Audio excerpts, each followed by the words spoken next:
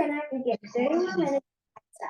Timmy, let's work together on your long division. Let's do this. The learning product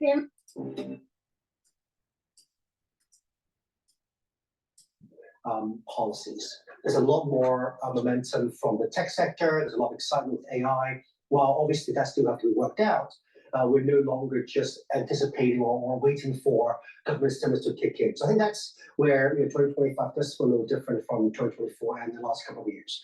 There are still inherent problems in the economy. The housing sector still needs time to recover, and consumer and business sentiment still needs time to recover as well. So I think that would gradually improve, but I would argue that we are very much at the bottom of that cycle right now, and that to us provides some excitement for the Chinese market. South Korea and Japan, when you look at this price action in the car makers in both of these markets, is that a cue to perhaps tactically withdraw from South Korea and Japan, or does it present a buying opportunity? I do think that South Korea and Japan continues to be attractive, but that said, the specific sectors like car makers, I think that there's going to be a lot of uncertainties with tariffs and potential discussion and negotiations, and arguably for a lot of manufacturers of goods, the same could apply over the next couple of weeks, especially next week when the White House is expected to announce more tariff measures on its trade partners.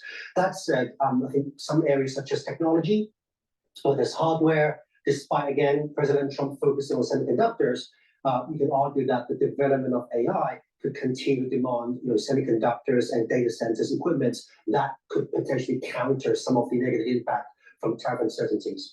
Tariff uncertainties. I want to take a pause and take a step back and play a soundbite from Michael Yoshikami, whom we talked to earlier this morning, about the whole uncertainty issue with regards to tariffs. Take a listen to this and then we'll continue talking. What's the one thing people hate the most? Not knowing. It's the uncertainty. It's the what's behind the door kind of feeling that we all. Hello, this is Dr. Paul Cottrell, and we're doing a live stream on YouTube tonight.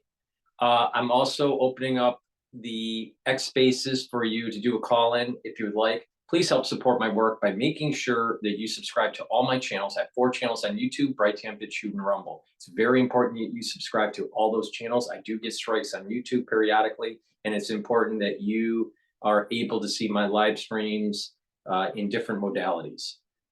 I also have a website, the-studio-reykjavik.com. The link is in the description of this video and all my videos. Please click that link, go to my website. If you'd like to help support my work by donating, you can donate through Stripe, PayPal, or buy me a coffee on my homepage. You can also be a paid member to Patreon.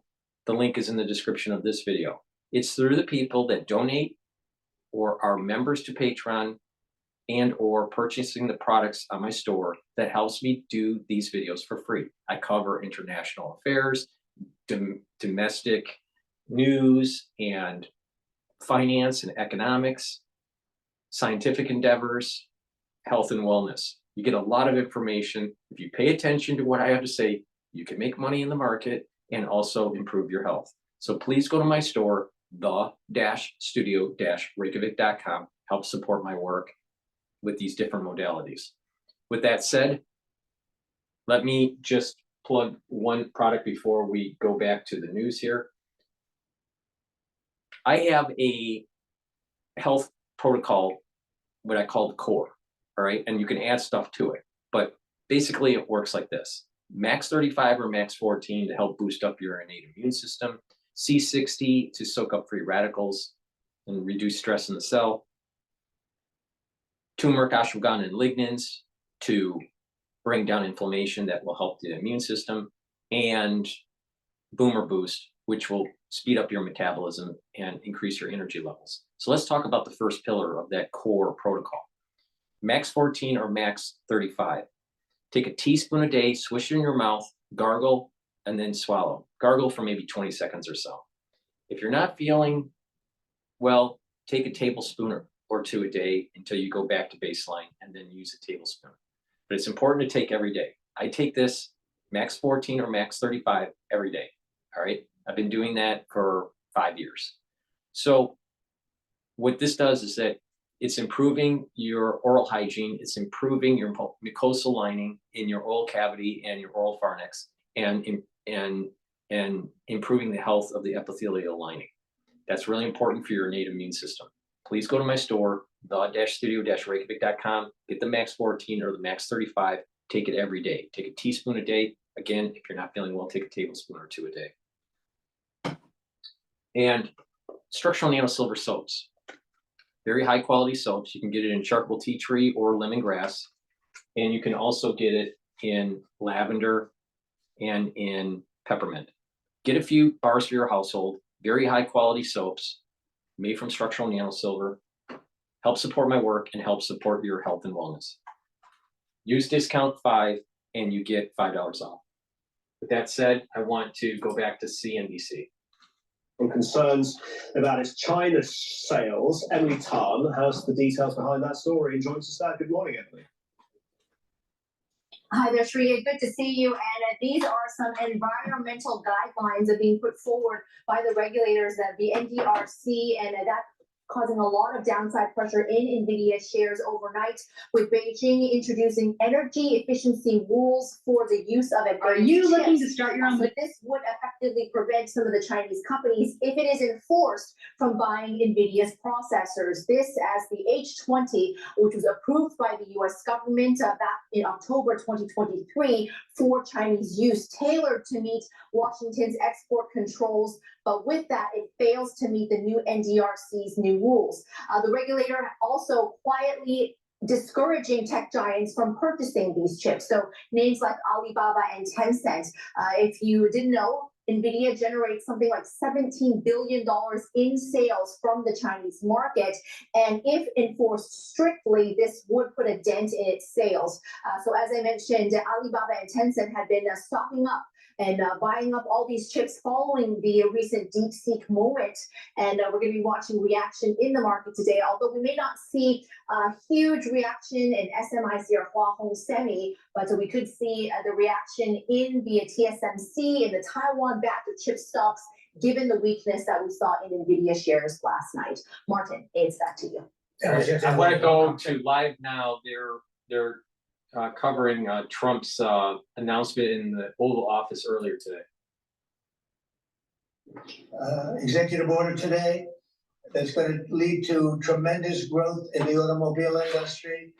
As you know, the electric mandate that we did allows you to buy a car now, electric or gasoline powered or hybrid. You can buy any car you want. We had it so that within a short period of time, you had to buy all electric, and the country could never provide the money necessary to build all of those power plants that you would need all over the country. As you know, in the Middle West, they built 8 power stations. That's like the size of this desk or smaller.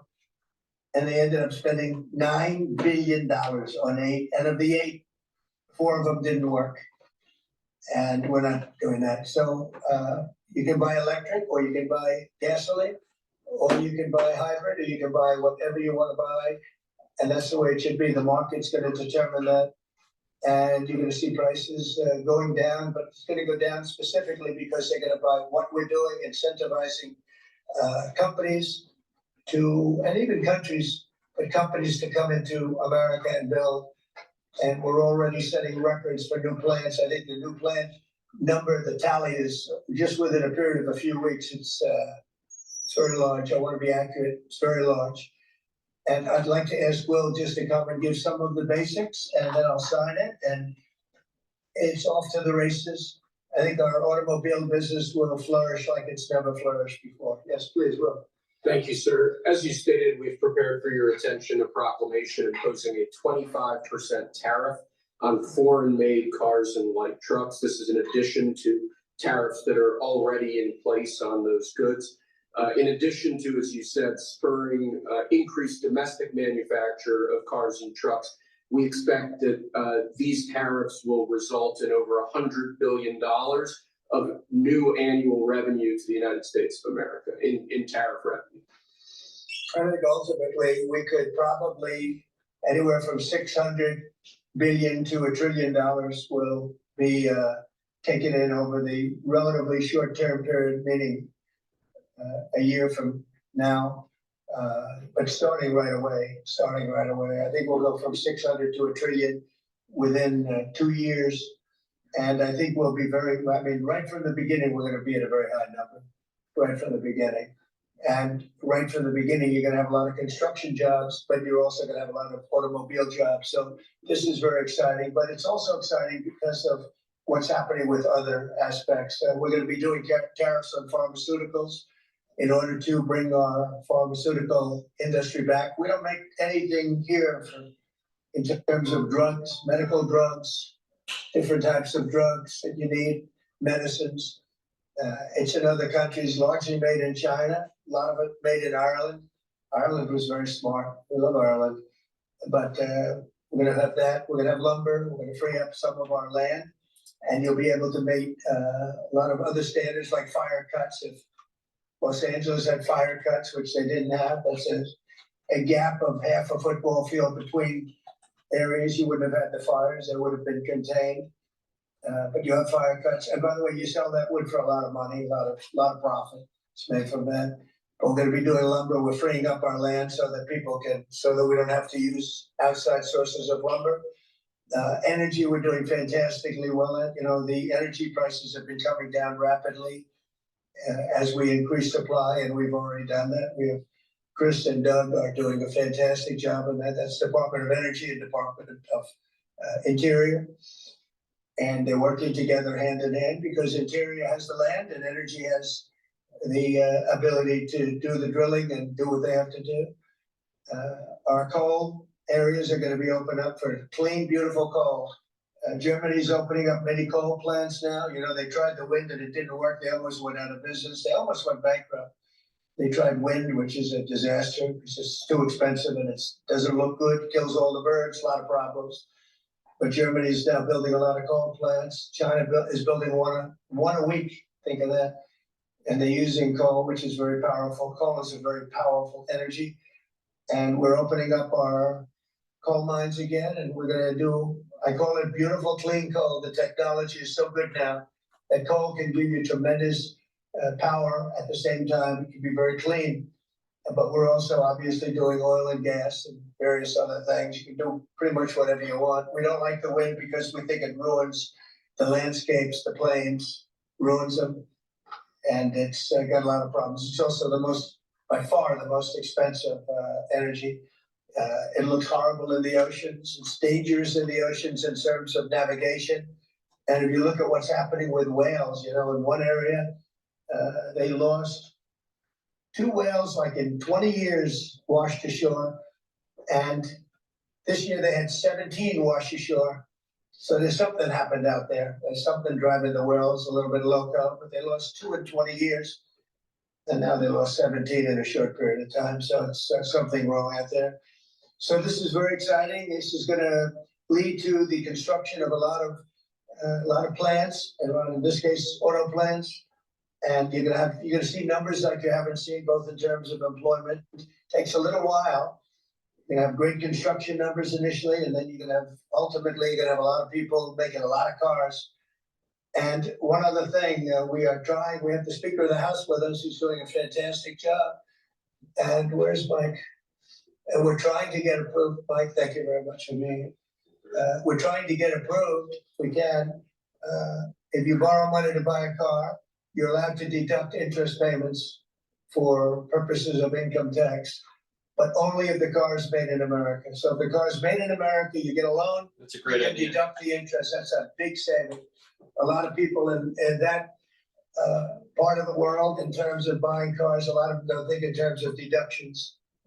People that think in terms of deductions are very wealthy people, but people are going to start understanding what a good deduction is all about. So when you get a loan to buy a car, and I think it's going to pay for itself. I don't think there's any cost. I think you're going to have so many cars built, but you're only going to get that deduction of interest if the car is made in the United States of America. So I'm going to sign this, and Mike, I hope you can get that, because I think it's going to be amazing in terms of the number of cars that will be made because of it. And I want to thank Howard Lutnick, our fabulous commerce chairman. That's what he is. He's a chairman. He's a very successful guy, a great guy. And we have a big day, Howard, coming up next week. It's gonna be good. That's Liberation Day. That's gonna be on the 2nd, and that's gonna be reciprocal. And I think people will be impressed. We're gonna be very fair. We're gonna be very nice, actually. We have not been treated nicely by other countries, but we're gonna be nice. So I think people will be pleasantly surprised, but it's gonna make our country very rich. Because we're the piggy bank that everybody steals from, and they've been doing it for many years, for decades, so we're not gonna let it happen. So, but we're gonna treat people very nicely. We're gonna treat other countries very, very nicely, and I think it's gonna have a very positive effect on everybody, including those other countries. So I'll sign this, and we will see you again on April the 2nd. In terms of this, it's gonna be another round, and it's about making America great again, making it strong and prosperous again. Thank you very much. So,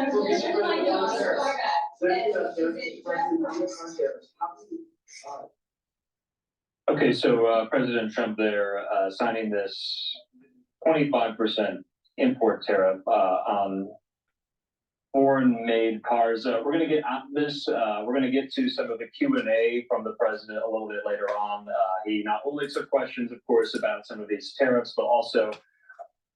Before we get back, please go to my store, the-studio-reykjavik.com, and get these great deodorants that are dual purpose. Use it as a deodorant, but it'll also help to detoxify your body. It's made from essential oils from the Himalayas. You can get it in citrus or in peppermint, lavender, and tea tree. They're for males and females.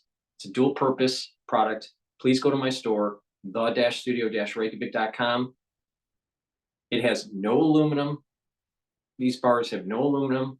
It has no baking soda, made from essential oils from the Himalayas, all natural. Very high quality deodorants. Please go to my store, the-studio-reykjavik.com, and get a few bars for your household. Getting a good probiotic is very important for a baseline for your health. So you can get the probiotics on my store, the-studio-reykjavik.com, in veggie cap form or in powdered form. I prefer the powdered form because I take a bunch of powders and mix it in my lunch. But taking a good probiotic is going to help bring down inflammation in your gut, allow you to absorb your nutrients better. It'll produce a better communication between your gut and your liver and your gut and your brain. You'll be able to sleep better. You'll be less irritable. And having a better gut biome will also improve your skin, your hair, and your nails. Improving your gut biome is also going to improve your immune system. The mucosal lining within your gut will be thicker. You'll have a better population of proper microbes, and your IgAs will be at a higher concentration, so your immune system will be better. So please go to my store, the-studio-reykjavik.com, and get the probiotics.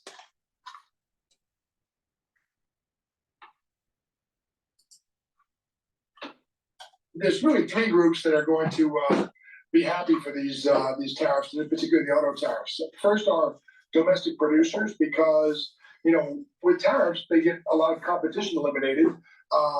They don't have to compete against foreign firms. They don't have to innovate. They don't have to lower their prices. They don't have to accommodate consumer preferences the way they do when they're competing against foreign goods. And a lot of the same could be said for unions. They want to protect, right? First of all, that's BS. You know the reason why? Because there's a lot of foreign OEMs, automakers, that are making their product in the United States. So the US automakers, meaning GM and Ford, have to compete with Toyota or Daimler or Audi because they're making their products here too. That's an old 1970s philosophy. In recent memory, has it? I mean, the only thing that comes close in my mind would be Smoot-Hawley back in 1930, which actually was one of the causes of the Great Depression. I mean, that was tariffs on a whole host of foreign goods at a very high level. I'm not saying this is going to cause a depression or recession, but I mean, I think these are the most sprawling and the highest tariffs that have been put on in some time. I mean, that's one reason why there's so much nervousness about it, because we haven't seen this really with an economy as big as the US, and on the other side, for example, an economy as large as China in the modern world, in the modern financialized service oriented, economies that we have today. So, Peter, you and I have kind of discussed so much back and forth about, what is the operative definition of a tariff in the Trump administration? What does it mean? What are its impacts here? Right, With these right. today, I mean, do you anticipate that domestic car producers and manufacturers, are they going to feel it at all? If I'm looking for a car on the dealership lot, will the price go up because of what happened today, or no? Will it be mitigated in some fashion? So I think two things are going to happen. First, the price of a foreign car is going to be out of reach pretty soon. I've seen estimates of domestic foreign car prices going up as much as $12,000 based upon these tariffs. So it probably won't be that much, but we're going to see some kind of a jump in those prices. The other thing is that domestic cars may also see a rise in prices because of the retaliatory tariffs that are almost certain to come.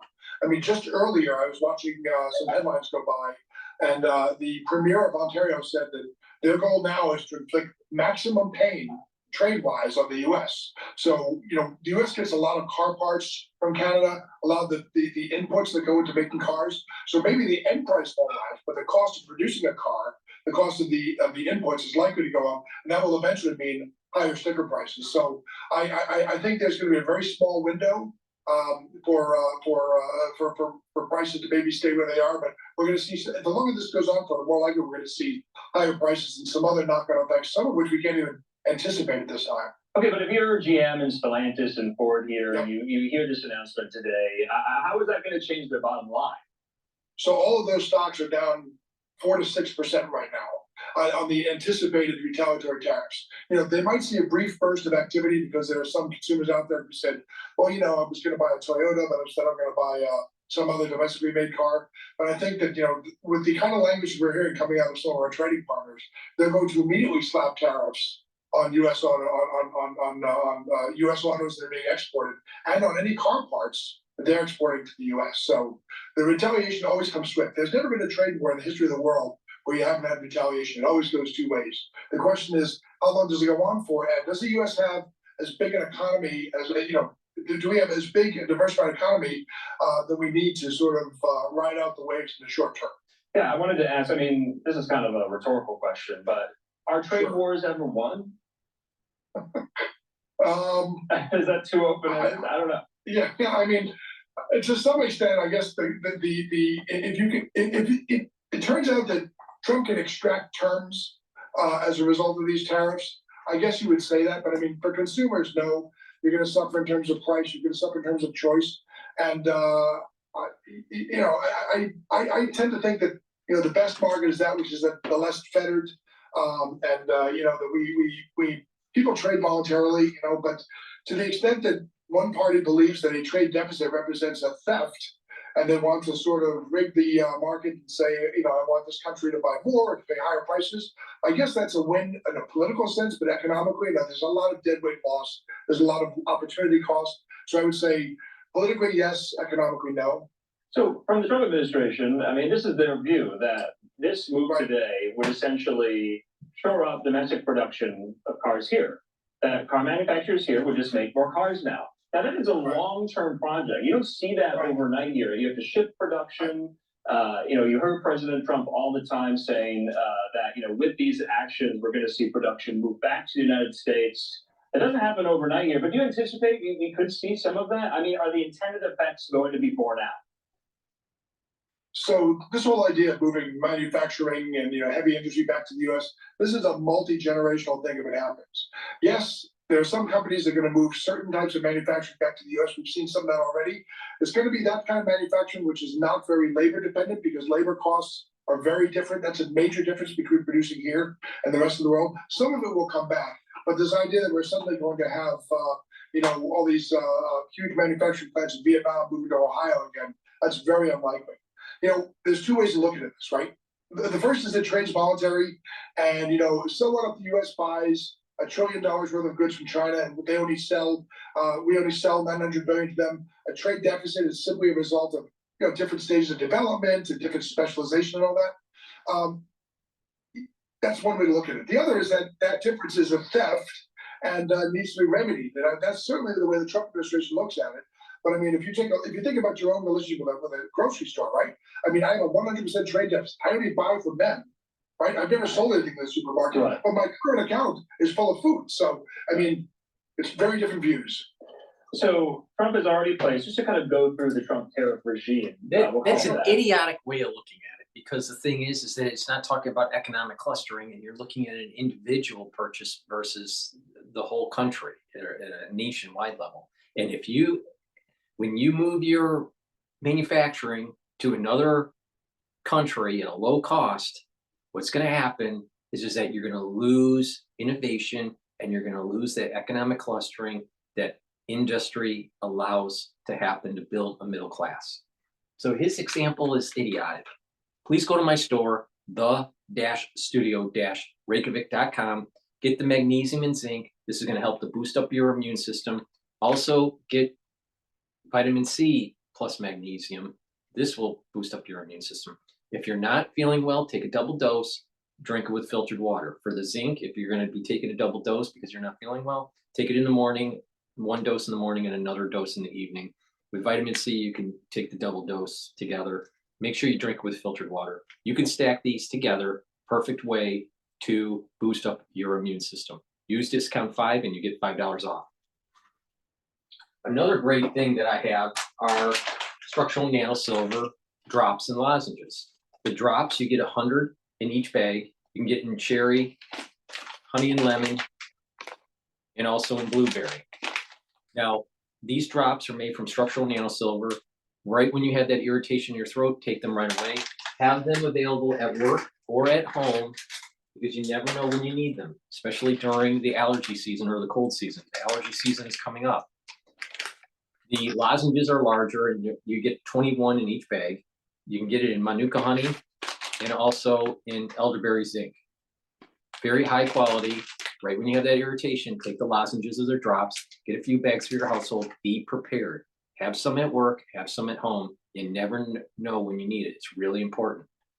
So please go to my store, use discount 5 and you get $5 off. All right, what I want to do is I want to go to the interview that Fox News had with Newt Gingrich.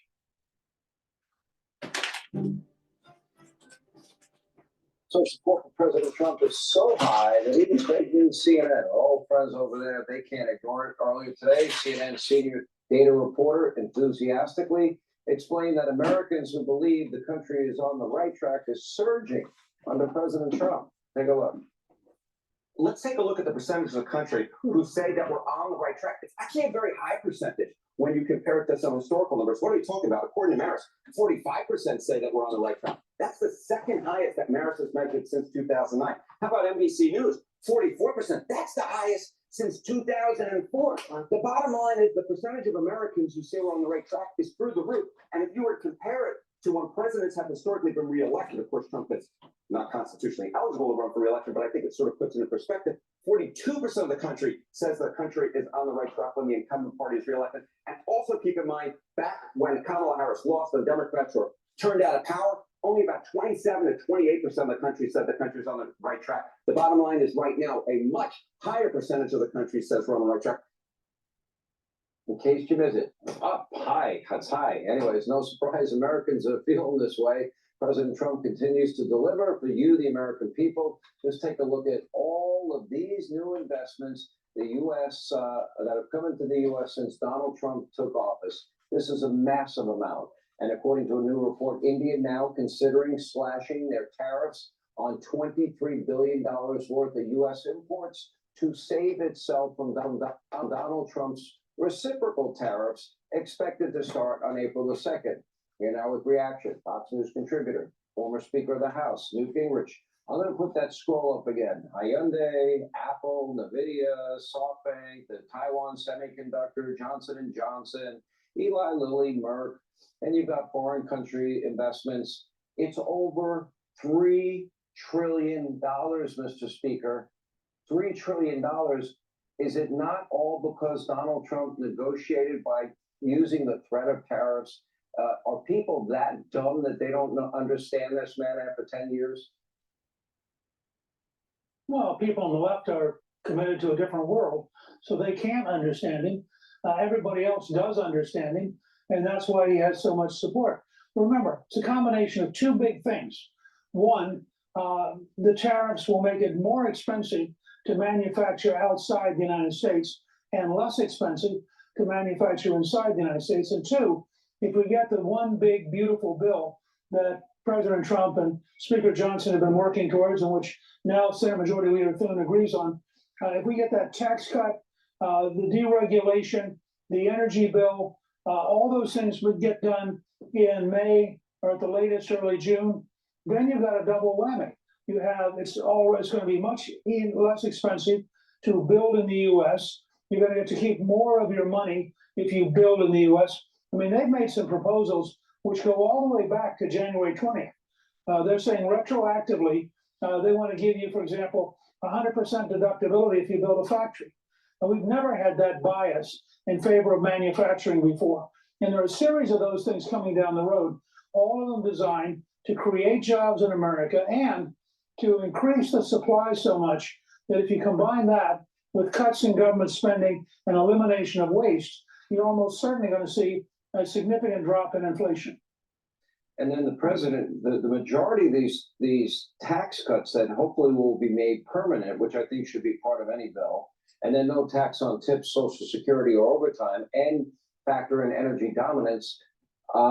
What do you say to those that are skittish on Wall Street just over the talk of tariffs that has resulted in $3 trillion worth of committed money to be spent in the country? I would say they ought to study history. You know, I went back recently after Chris and I were there for the inauguration, and I thought it was a remarkably powerful speech. So I went back and read some other inauguration speeches. In Jefferson's second inaugural in 1805, he says he's very proud that we have no internal revenue agents because all the government's money comes from tariffs. Now, that, frankly, I didn't know about till I went back and read it. McKinley, of course, made his entire career on a simple premise. We're going to raise tariffs. We're going to raise salaries. We're going to make it so desirable to manufacture in the U.S. In a very short period, from 1860 to 1910, we became the largest economy in the world, and the tariff policy was part of it. But there's one other thing, which, Sean, you know well, because you know President Trump awfully well. He likes to negotiate. He knows we're the largest market.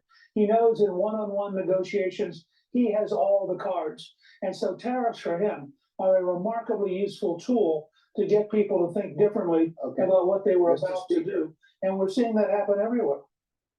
I might gently disagree with your characterization.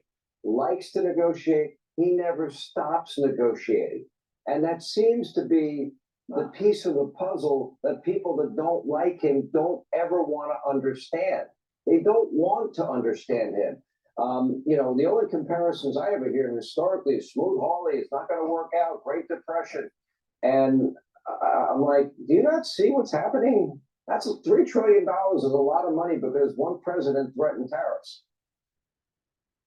Okay, I accept your modification. Let me just say that Trump lives to negotiate, and it is a key part of his personality. But in addition, if you study history beyond the liberal lessons of the last 60 years in the Roosevelt era, the fact is, prior to 1932, a high tariff policy worked. It worked for America. It made us the most powerful country in the world, and it can work again. And the $3 trillion you're talking about is a pretty good start.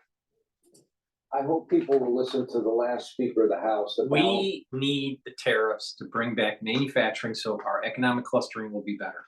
It's that simple. Please, and not only that, younger people will be able to get very high-paying jobs. Please go to my store, the-studio-reykjavik.com, and get the structural and nano silver toothpaste that I offer. This is the best toothpaste that you can buy. It has no fluoride. It will whiten your teeth, freshen your breath, help with your gum line, reduce inflammation, improve your oral hygiene. And with good oral hygiene, you're reducing the problems with vascular issues or valvular issues. So it's really important to use a very high quality toothpaste. This is the best toothpaste that you can buy. Now, get a few tubes for your household, help support my work, and help support your health and wellness. Now, the third pillar of that core that I was talking about earlier, max 35 or max 14 for the first pillar to boost up your immune system, C60 to bring down free radicals. The third pillar is ashwagandha, turmeric, and lignans that will bring down inflammation and help with your immune system. So the turmeric is an antioxidant, so it's going to soak up free radicals, and it's also going to bring down inflammation. That's good for your vascular system and your immune system. Ashwagandha is going to help control your blood glucose levels and your cortisol levels. That's important to bring down inflammation, and that's good for your immune system and your vascular system. Stack these together, and this is a great combo to help with your vascular health, because if you have too much inflammation at the vascular level, you're going to build up more plaque. And if you have chronic inflammation, your immune system is suppressed. So you don't want that. So take the turmeric and the ashwagandha, take these together, and guess what? It's a dual purpose stack. Helps with your immune system and your cardiovascular system. Please go to my store, the-studio-reykjavik.com. The link is in the description of this video and all my videos. Get the stack, use discount 5, and you get $5 off.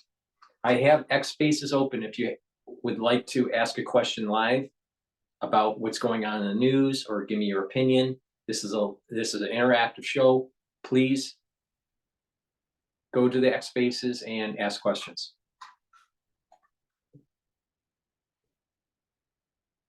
All right, let's go to Al Jazeera. They're talking about the Yemen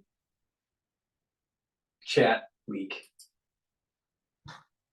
Information about this issue, can you share me your intelligence and that kind of thing. So there is still an element of transaction about that kind of relationship, and I think going forward people will be concerned about the security of sharing information with particularly senior political leadership in the US. You'll still have ongoing structural lower level cooperation that can function, but I think people will be sensitive about the potential security threat that this represents. What do you think of the idea, Glenn, that allies are going to start thinking the US can't be trusted, given this comes at a time when Trump seems to be, his treatment of Zelensky in Ukraine, many have remarked on, and he seems to be sharing very favorable views of Putin and Russia? Well, sadly, more than sadly, tragically and terrifyingly, I've been saying publicly for a decade that the rise of the MAGA Trump phenomenon, Donald Trump and now his minions, is an existential issue for the U.S. government, and it poses terrible problems for our allies. And that if I were a foreign intelligence service allied to the United States, I would not share my most sensitive sources and methods. Because the alarms are so clear about the risk to the security of information that you can't take that risk. It's a terrible, terrible thing for an American intelligence officer to say that one can't trust the top of the United States government to protect the sources, methods, and procedures and so on of an ally. But if I were the British, you never, in an intelligence world, you never trust anybody, even your closest allies. And when the signs are so glaring and so numerous of the risk of compromise and the danger to one's own national security, I would not give the family jewels. So PJ, on that bigger picture, quickly, Jamie, go ahead. Yeah, I just want to come in response to the question about European allies. I think what's sort of bemused the Europeans a little bit is that countries that seem to have been targeted are the ones that have often been the US's staunchest allies. You know, you're thinking about Denmark had the highest attrition rate in Afghanistan among its soldiers. It was contributing to those operations. Canada's been a long-standing ally of the US. The UK has, and yet the UK wasn't immune to steel tariffs. They've gone on UK steel the same as everybody else. So there's, everybody in Europe, I guess, is a little bit bemused at the moment about how the US leadership is treating its allies and what this means for the future. Let me bring in PJ to wrap this up. How worried should Americans be about this bigger picture about the way this administration is conducting business? I think it is about the big picture. We can argue about technical details of inside the national security process, but the bigger picture where you have the senior most officials within the Trump administration, calling the Europeans pathetic, and in suggesting, for example, that the U.S. strike was not really about American interest, even though we live in a global world. It was about the narrow interest of the Europeans, and they should pay for protection. What we're seeing here is the dismantling of the transatlantic relationship. It is among the most valuable elements that the United States has in its national security arsenal. The Trump administration is dismantling it, and the ultimate winners are Vladimir Putin, Xi Jinping, and others. They're probably pinching themselves. They can't believe how fortunate they are to have the Trump administration back in office. PJ, thank you very much. Sometimes I would like this program to be an hour long. It's not, though. Thanks to our guests, Glenn Carl, Jamie Gaskarth, and PJ Crowley. A fascinating discussion. If you missed any of it, don't worry. You can go back and watch it again anytime you want on our website, aljazeera.com. As ever, your comments are welcome. Post them on our Facebook page. That's facebook.com/AJ Inside Story. Or on X, you can find us at AJ Inside Story. From the team here in Doha and from me, James Bays. Please stay safe and well. Bye-bye for now.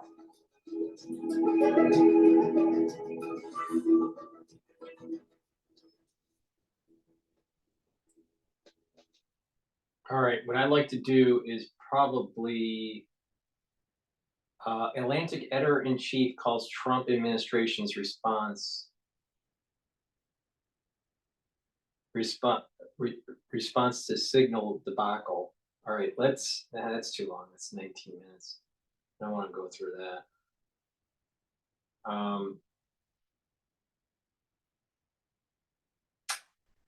This is MSNBC's response to this signal gate.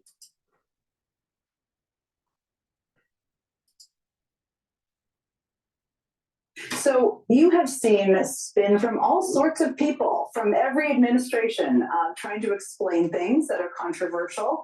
What do you make of their efforts in this moment? Well, they're ridiculous. They're transparently nonsense. Like you heard from Mike Waltz there.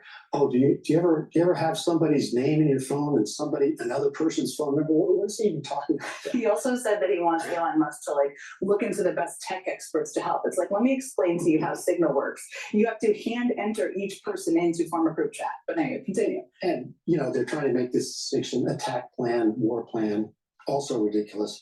And I do think that's one of the reasons why this makes this dangerous for Trump is. You got the National Review, you got several senators now speaking up, perhaps feeling a little guilty of having voted to confirm Pete Hegseth. But this is a case where the incompetence and the dishonesty are now so obvious and so many people are being made aware of it. I think this is damaging for him. They normally brazen their way through because Republican media will take the spin and run with it and say, oh, well, it's Jeff Goldberg's fault.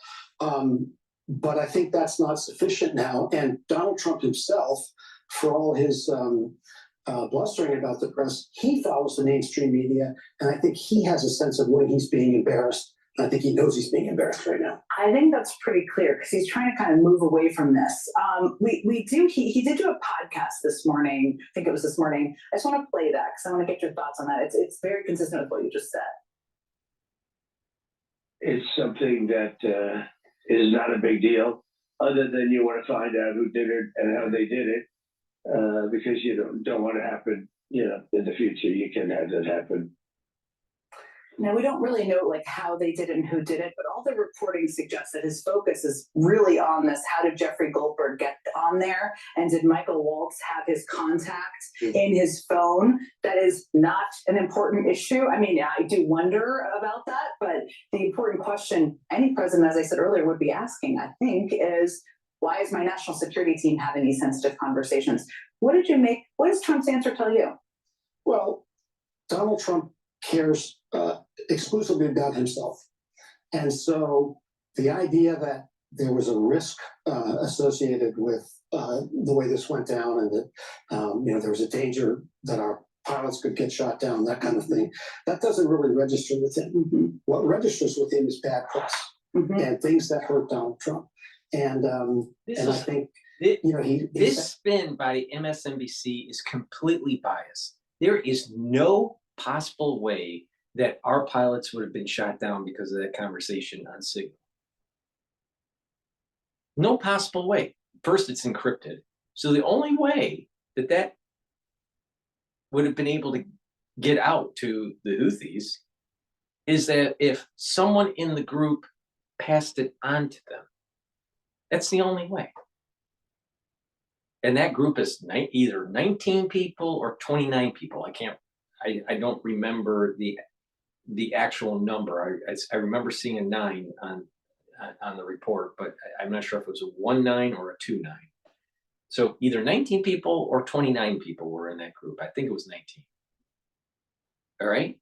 And that all of them were principals except one, government principals for this operation, except one.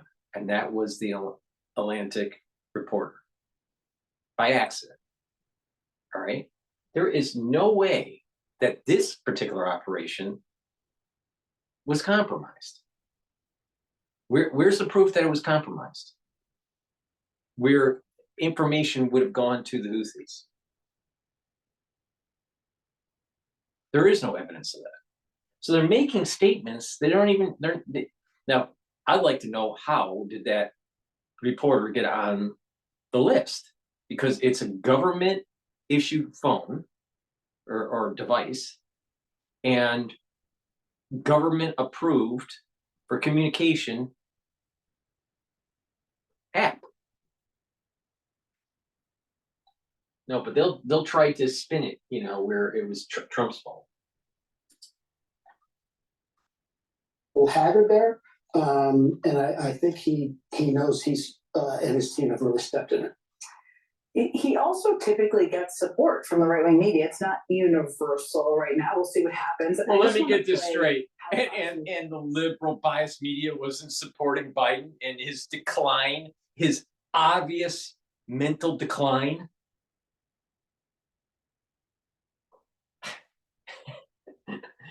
It's so. These people, are they literally? Do they believe the stuff they say? Or are they just living in a totally different universe?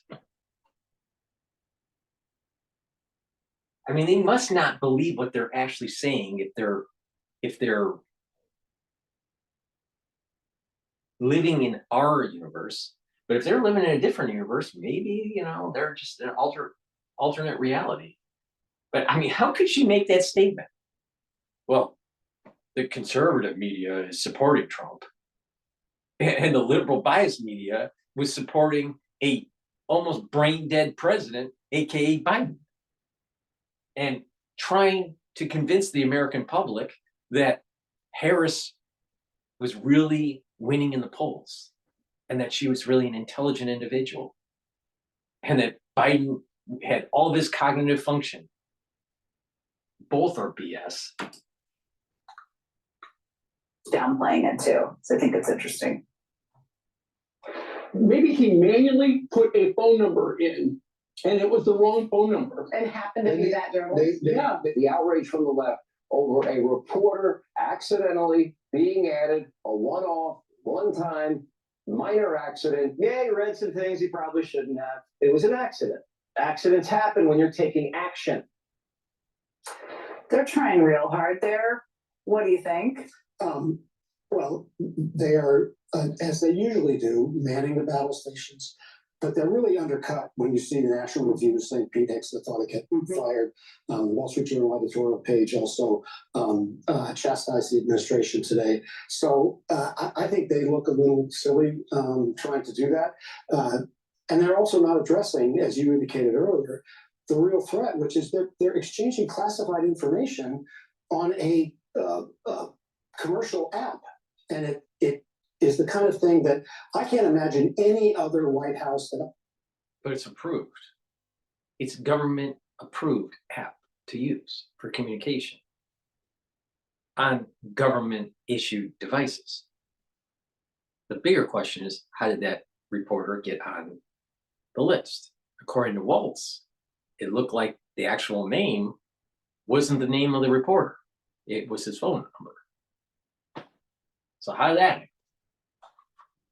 So it looks like a mistake.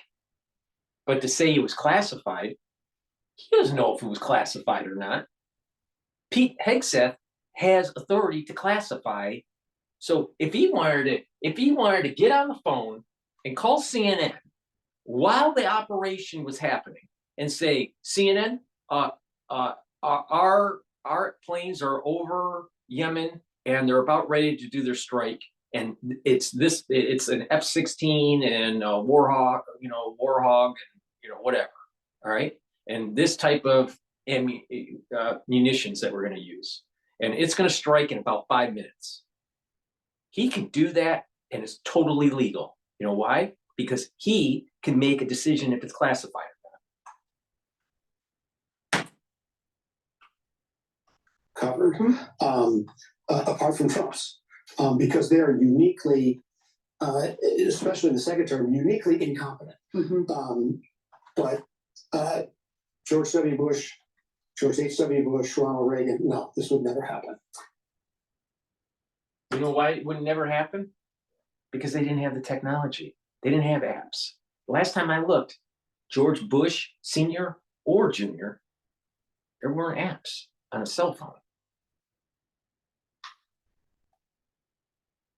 Okay. Please go to my store, the-studio-reykjavik.com, and get the Clarity Factor and the multivitamin as a stack.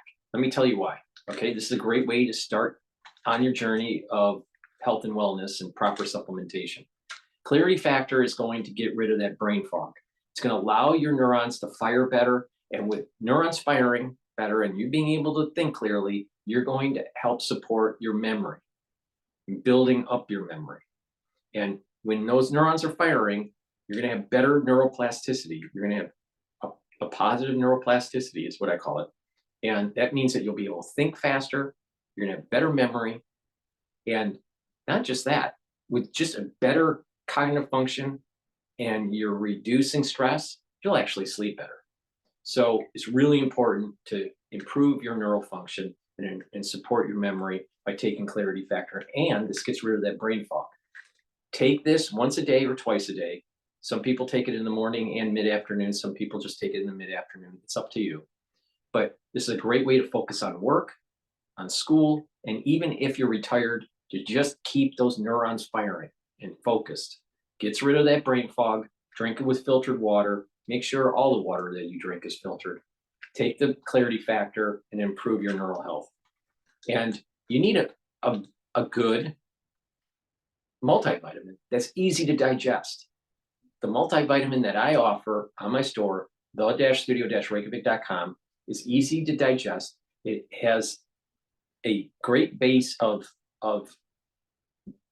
vitamins to build that foundation that you can add stuff to your protocol and slow down the aging process, increase that longevity and vitality.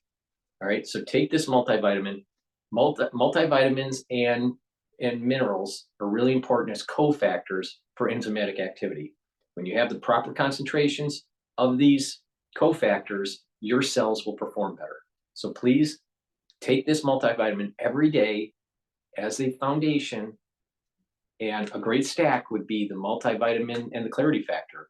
Or even better, take the multivitamin, Clarity Factor, and the probiotic. That's a great stack too to start on your health and wellness journey. So please go to my store, use discount 5, get the multivitamin and Clarity Factor.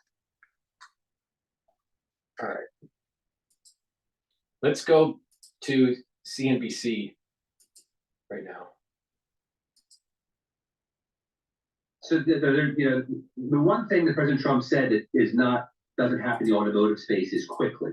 And nothing is quick in the automotive space. We're talking about planning today for vehicles that will start for 3 years from today. So this idea that even if it was on the paper of, yes, we're going to move manufacturing, or yes, we're going to bring our plants in the US to 100% utilization, yes, we're going to move stuff from other countries here, that is never an overnight proposition. It is billions of dollars and time and time consuming. So there's got to be some, hopefully some grace period in this process. We don't really see a winner in the short term. It is going to be painful. There are manufacturers that have high inventory right now. They're going to use that as their advantage to move that inventory, which then the tariff won't necessarily push onto it. There are some loopholes in the executive order we're trying to diagnose. No one really talks about the supplier enough. And when he talked about it at the White House today, he only mentioned about sales of cars. But when you read the executive order, parts are in play. But there is still USMCA in play, and there's some leeway if certain parts will be satisfied by USMCA guidelines of 75% content in North America. So there's still a little gray area right this second in the language that we see, but it seems to be on purpose. It seems to be aggressive, and I think we are going to have at least 2 weeks, if not a month. And he said he's not going to dial them back, so we're going to see how this all plays out.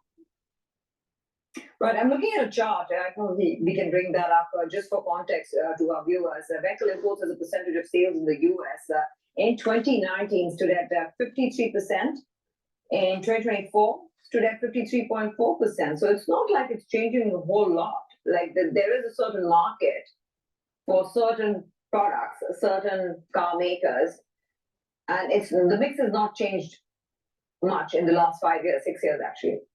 Yeah, I mean, look, what a 25% tariff is the chicken tax has been around for 60 years. It basically said it locked up Detroit 3 for owning the truck market. You couldn't import any kind of truck to North America without a 25% tariff. And that has been seen as a success to building the Detroit 3's existence because we're, the United States is the only country in the world and region of the world, North America, that's really consuming pickup trucks and large SUVs. No other market does this. So we need that product. So this view is, well, if we keep doing that, then we're going to constantly strengthen our local brands. But to your point, there is a vast balance of consumers out there. They want entry-level vehicles. They want crossovers. They want SUVs. They want pickup trucks. Not one brand or 2 or even 3 brands in North America can satisfy that goal. And there is a consumer need for it. It is a global economy. It is a globally integrated supply chain. And again, no one's talking about the suppliers. Without the suppliers, cars don't exist. So you might build a car here, but if you're getting your powertrains from Europe, that price of that vehicle is going to go up. How are you thinking? All right, what I want to do is I want to pivot over to what happened with 23andMe bankruptcy. All right. Now, people that don't know what 23andMe is, it's a DNA analysis company. It was owned by the billionaire that owns Virgin Atlantic, Bronson, I think it's Bronson. And 23andMe is basically defunct. All right. Now, the problem comes in is who owns the data? All right. If they get bought out, because you give a sample of your DNA and they sequence it and they tell you stuff like where are you from, certain types of genetic disorders, potentially all this stuff. So let's play this video here about their bankruptcy.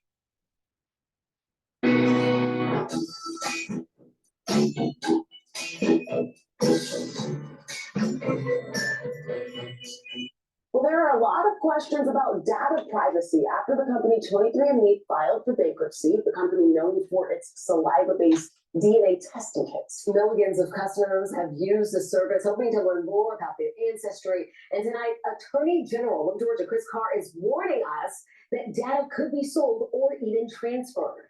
Our 11 Alive consumer investigative reporter Eliza Lucas spoke with experts about what, if any, steps you should take now. 23andMe says the bankruptcy filing will not change the way it stores or protects data, but the company's bankruptcy status also means information is set to be sold, and that has sparked alarm among privacy experts and advocates.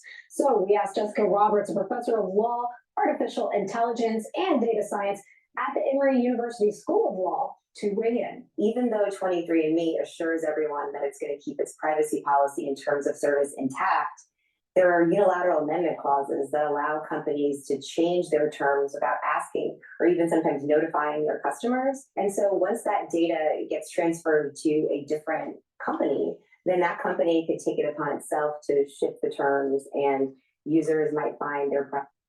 Why do you need a lawyer to tell you that?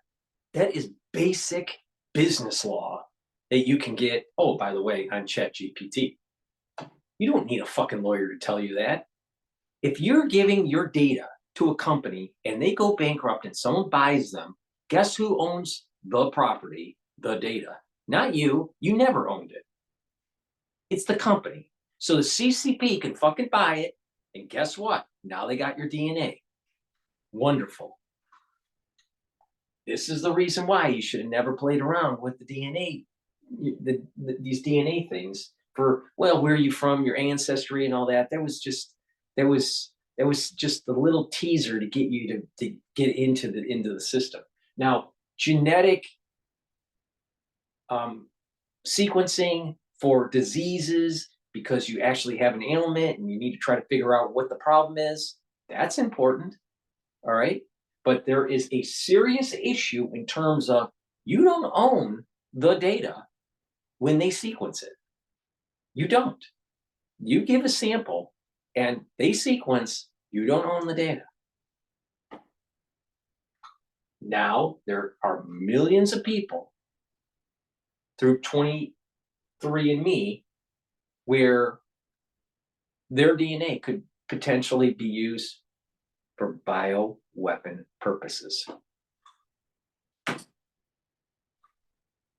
Or other interests compromised. Robert says it may surprise people that the Health Insurance Portability and Accountability Act, or HIPAA, does not apply in this case. The federal law protects sensitive health information from being disclosed without your consent within covered entities like doctors' offices and insurance companies.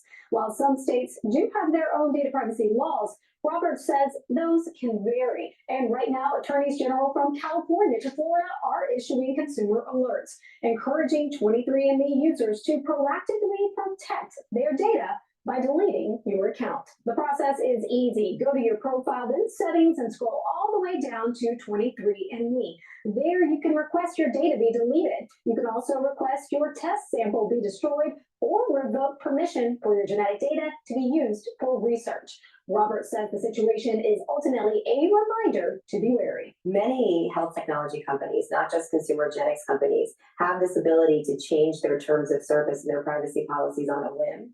And so what it says today, it may not say tomorrow. Robert says the flexibility of these agreements is something to keep in mind when deciding whether or not to use these services in the future. 23andMe has said it hopes to secure a partner who shares its commitment to customer data privacy. Good luck with finding that. Please go to my store, the-studio-reykjavik.com, and try this stack that I'm going to tell you. This helps with your bone health.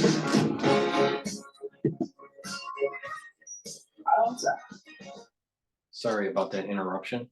This is a professional show.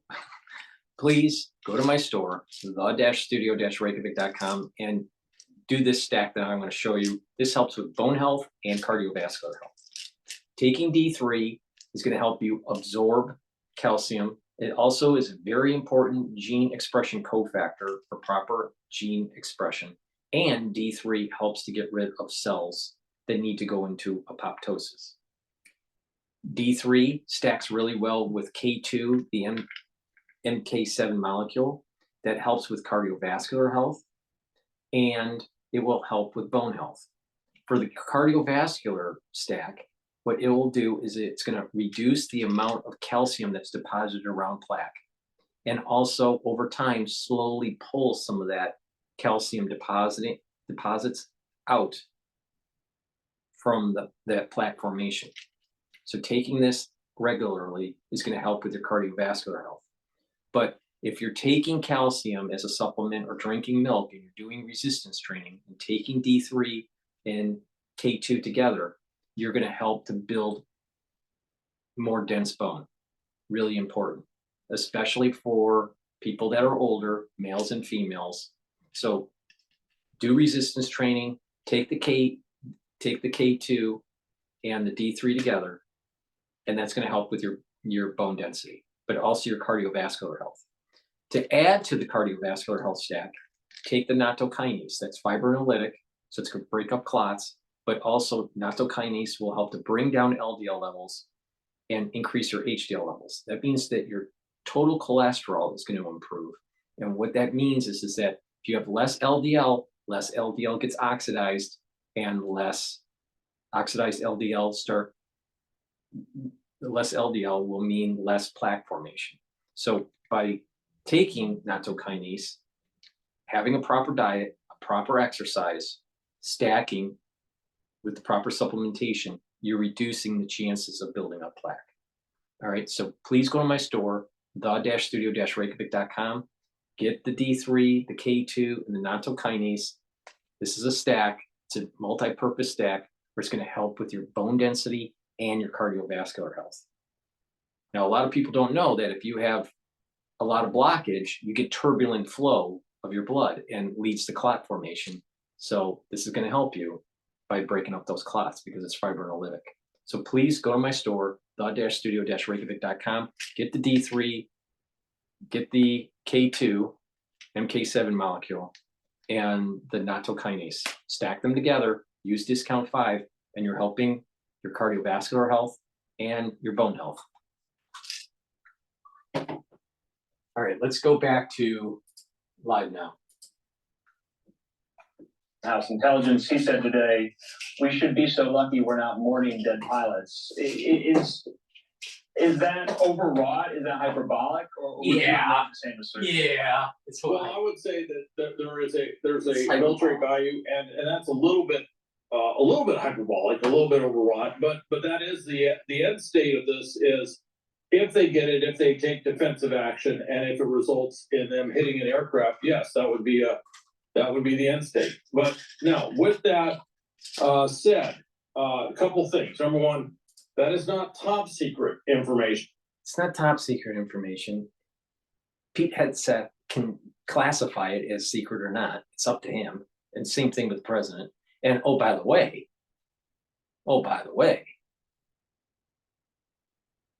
the mission was accomplished with flying colors. And not just that. The people that were in the group chat, none of this information went to the Houthis, assuming that the Atlantic reporter doesn't work for the Houthis too. I mean, come on. They're trying to make something out of nothing. Did talk about weapon systems, did talk about timing, did talk about when they launched, did talk about when they were hitting.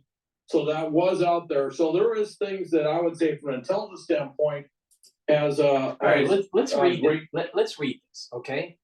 All right. Time now 11:44. Weather is favorable, just confirmed with CENTCOM. We are a go for mission launch. There's no that's generic. There's no details there in that sentence. Next piece of this. All right, 12:15. F-18s launch first strike package. What's the strike package? Doesn't mention it. So there's no details. It's generic.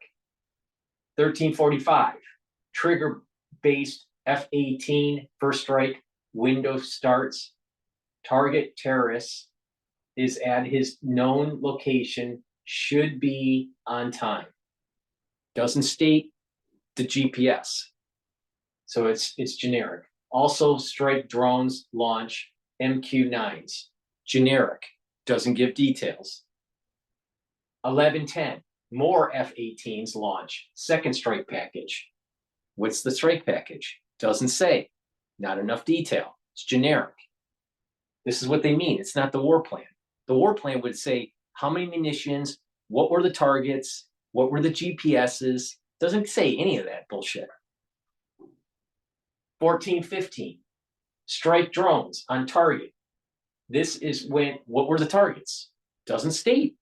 That's in the strike package. That's not revealed in the chat.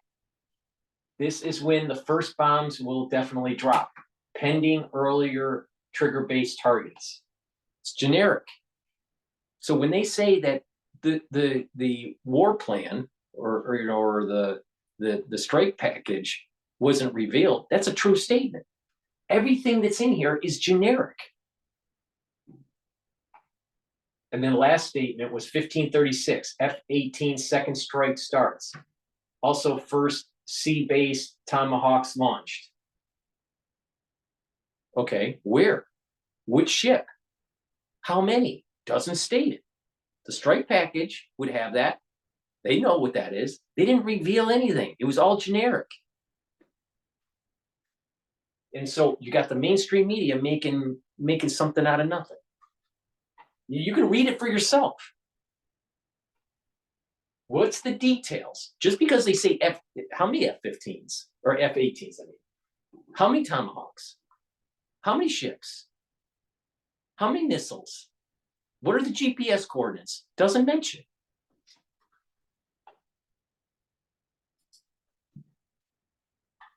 And obviously, some of this could have only been gleaned via classified communications. I can't. Right, because it's end-to-end encryption. And not just that, even if the Houthis, which they didn't, but even if they saw this chain, they wouldn't know what the fuck hit them. They wouldn't know. If you read that chain, how would you know what is going on? You would know that something's going to happen, but you don't know where. You don't know when. It's all generic. Talk about it. So I want to focus on this part of this message. At 14:15, he says, this is when the first bombs will definitely drop. At 13:45, he says, target terrorist is at his known location, so should be on time. Now, Barbara Starr, the longtime former Pentagon correspondent for CNN, Hal, she says this: Walls revealed in extraordinary detail when he said there was intel showing the top Houthi missile guy walked into a building. She says you only know that if you have overhead surveillance, communications intercepts, or an operative. So what? So what? You think that the Houthis didn't know that we had satellite imagery following people? You just have to go to Tom Clancy's novels and watch the movies and know that. I mean, come on, get real. Or what about when we had live stream of when we hunted down bin Laden? All right, so he's pulling out that it will definitely drop.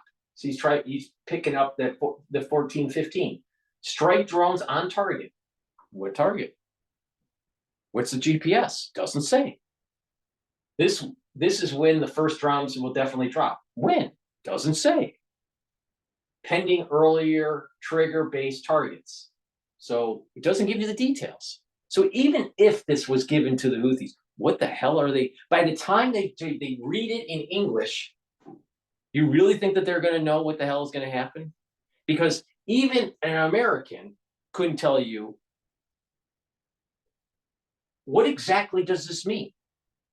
It doesn't have enough detail. And this is the reason why the Trump administration is saying this wasn't classified information. What is classified information was the actual strike package. This is not the strike package. The strike package is GPS, estimated times, how many F-18s, and what's the naval support, how many Tomahawks, what's the location. That's the strike package. This is not the strike package. But what you got is a bunch of dumbasses in America that think that you read something generic and that you know the plan. You really know the plan by reading that? Really? You really understand what Pete Hegseth was doing during the strike on the Houthis by reading this? No, you don't know where, you don't know how much. These strike packages not only tell you what the amount is, but what the contingency plans are. And not only that, what the cost would be estimated to be. Is that in there too? No. So obviously what the Trump administration said was truthful. There's nothing in the list that is actually classified.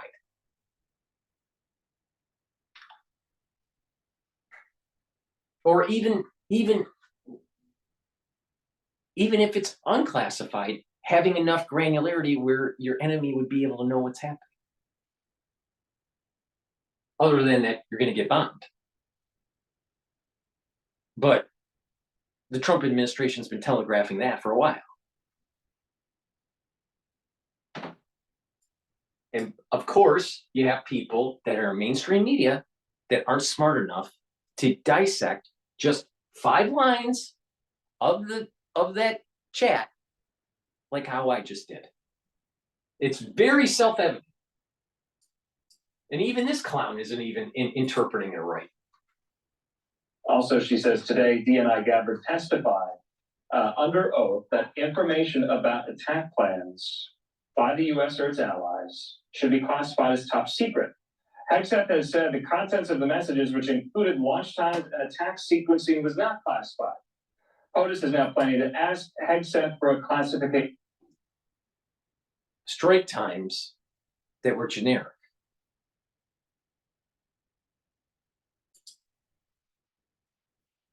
Review. Trump saying, sure, I'll ask him. I certainly asked him to take a look at it. Is that a good idea?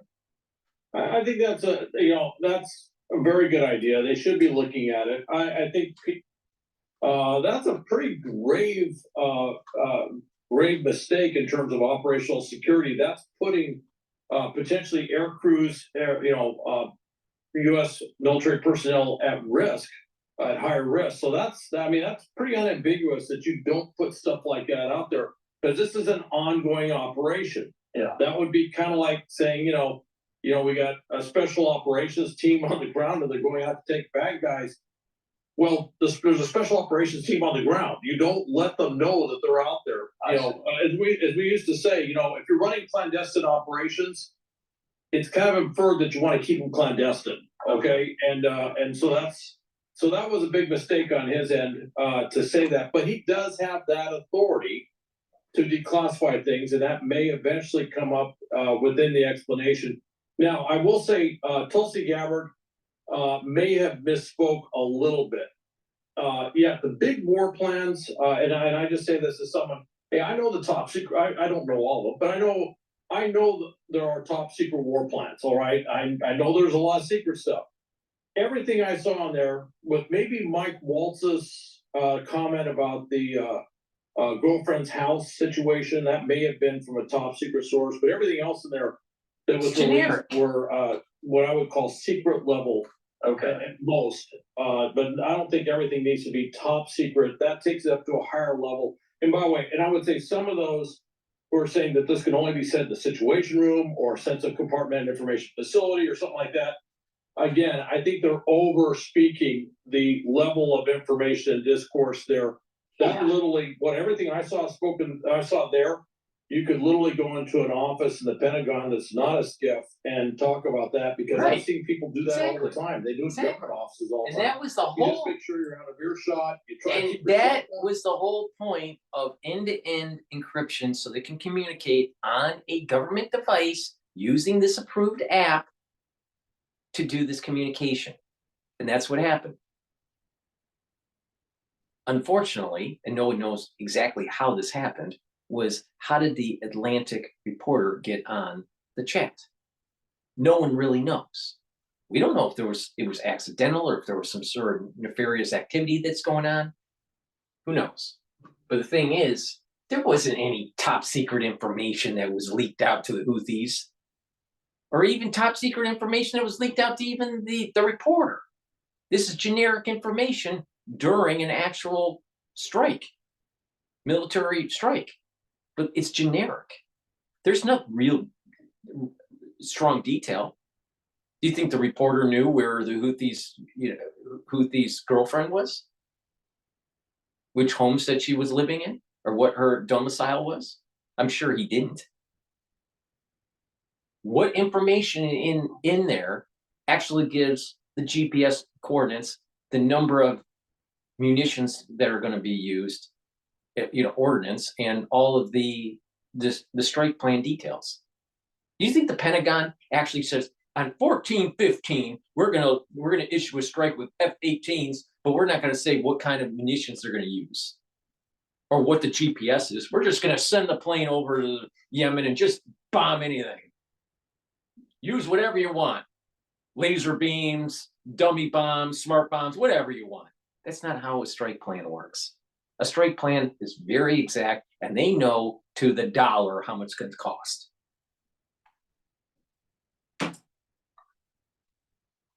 You know, put those in another room or something. But I have seen stuff like that spoken about, and that's just where you use common sense. I've seen it on tarmacs of airfields, all sorts of stuff. So it's not quite. Maybe we should use some common sense reading the chat to see that it's generic. But you got MSNBC and CNN saying we got to get rid of Pete Hegseth because he said something on Signal. It was classified. Meanwhile, CNN can't classify jack shit, but Pete Hegseth can classify whatever the hell he wants. Bullshit, that's what it is. Story. He said it's very clear Goldberg oversold what he had. Right. One thing in particular really stands out. Van says, remember when he was attacking Ratcliffe for blowing the cover for a CIA agent? He says, turns out Ratcliffe was simply naming his chief of staff. Now, from what I understand from the article published today, Goldberg still did not divulge this person's name, but it turned out to be Ratcliffe's chief of staff there. So a CIA staffer, chief of staff, is not an agent, a CIA agent. So Ratcliffe was over embellishing what was happening.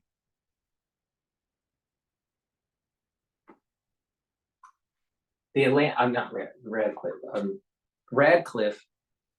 Radcliffe. Wait. Greenwald. Is it Greenwald? Yeah. The reporter, the Atlantic reporter, was over embellishing what exactly was on that chat, saying that a CIA agent, an operative. When someone says agent, that means CIA operative. All right. A CIA staffer, chief of staff, is not an agent. So the Atlantic reporter was over embellishing the issue. And you got all of these people in mainstream media making a mountain out of a anthill. I mean, people who are working for us as sources of intelligence that could be put in harm's way simply because of association with that person whose name is now public. So that's why. And actually, I think Jeffrey Goldberg, he did the right thing. He went to all the different agencies, and CIA came back and said, "Hey, can you please leave his name out of this?" And they did that, and I thought that was a very responsible thing to do that. He did do the right thing. Yeah, that's true. But he lied that he was a CIA agent. He's not a CIA agent. He's a staffer. He's not an operative. So he lied. He embellished to make it seem more important. And that the war plans leaked. The war plans weren't leaked. What was happening is you were actually seeing in the chat almost like a real time what was happening in generic form for the strike. But they didn't know what the strike package was. If someone asked the Atlantic reporter, what was the strike package? He couldn't tell you. You know why? Because it wasn't in the chat. He's over embellishing. The signal texts have led us to believe people should see the text in order to reach their own conclusions, and that is what everyone has been doing throughout the course of the day. Hal, we're going to take a quick commercial break. There's one more story we want to get with you on, and it does refer tragically to the loss of 4 American soldiers in Lithuania amid some pretty murky, mysterious circumstances. We don't have a lot of details on this, so we'll be covering that story when we come back.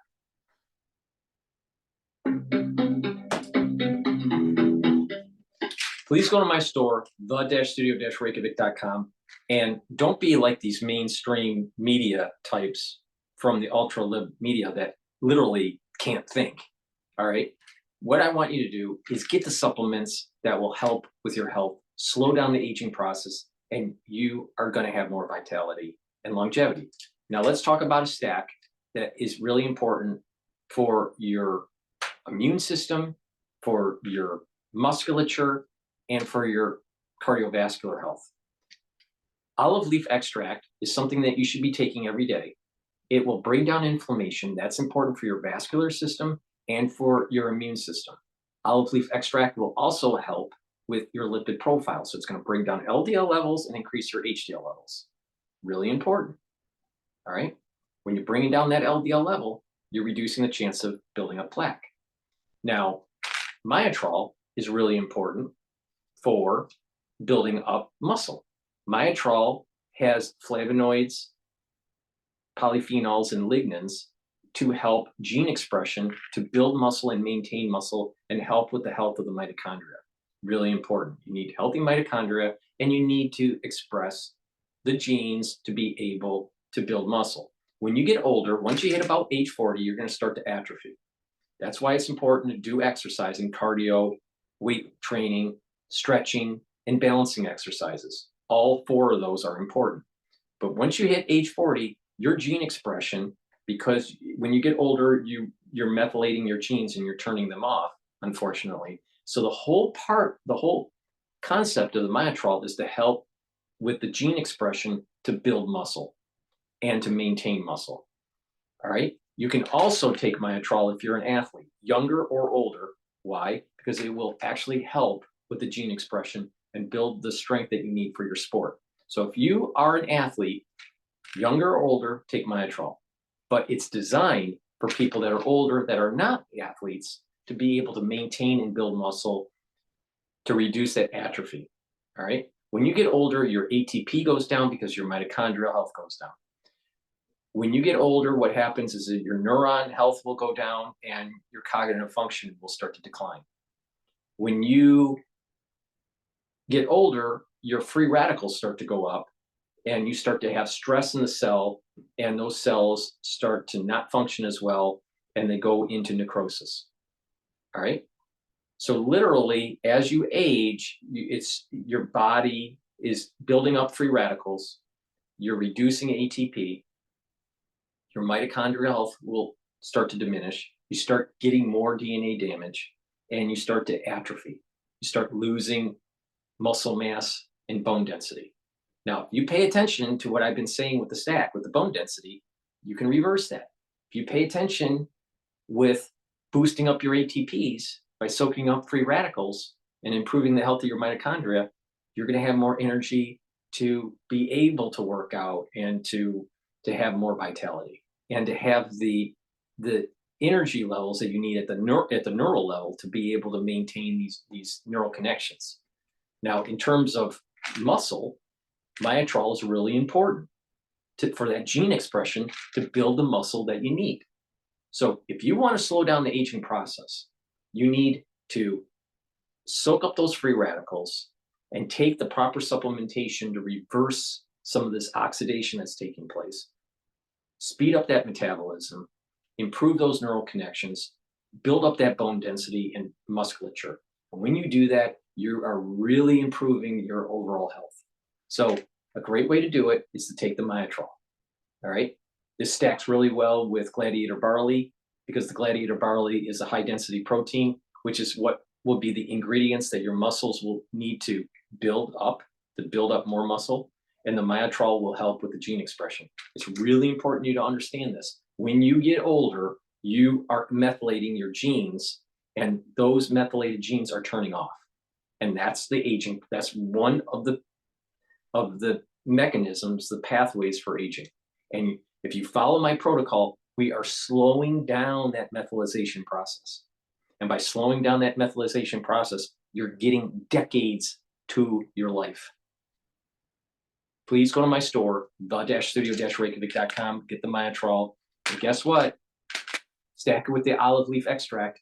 And this is a great way to build muscle, to improve your cardiovascular health, and to help with your immune system. It's a great stack. It's a very affordable, and you get 3 things out of this stack. Use discount 5 and get $5 off. It's all caps, discount, the number 5, $5 off. Get the myotrol and get the olive leaf extract.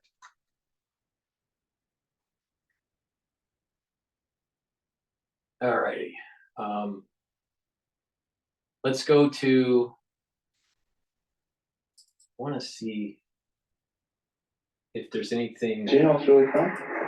Check your website on this. I want to see if there's anything on CNA right here. CNA might be on commercial break. And I'm an urban farmer. No. I spent the last 10 years studying the world. I'm going to go to CNBC. They're talking about the quote war plans. Is not sensitive government information. I simply don't know what is. They know it's not war plans. There's no units, no locations, no routes, no flight paths, no sources, no methods, no classified information. You know who sees war plans? You know, the amazing thing here is that if you actually read the text and not the talking heads on mainstream media, if you actually read the text, it's generic. It doesn't give you the munitions, doesn't give you GPS. Like he said, it doesn't give you the actual flight paths. You don't even know how many F-18s they had. You don't know how many Tomahawks that were in the strike package. You don't even know which ship it's being launched from or ships. It's all generic. So it's not a strike package. All right, it's all generic. Now, the bigger question is, how did that Atlantic reporter get on the chat? Who knows? Is it just by accident? And if that's just by accident, what's the probability that a super Trump hater ends up getting on the chat versus, let's say, Hannity, right?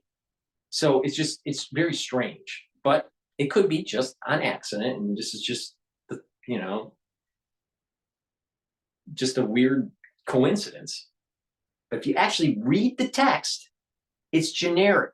You cannot discern exactly what was going on. But they'll make an anthill, and they'll make a mole. They'll make Mount Fuji out of an anthill. It's amazing. It's amazing. I would like any journalist from mainstream media to read that text and to show how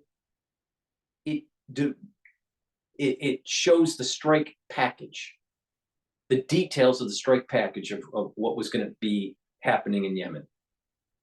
I'd like them to explain that. And not only that, why is it that the Atlantic reporter lying about the CIA agent when it was actually a chief of staffer?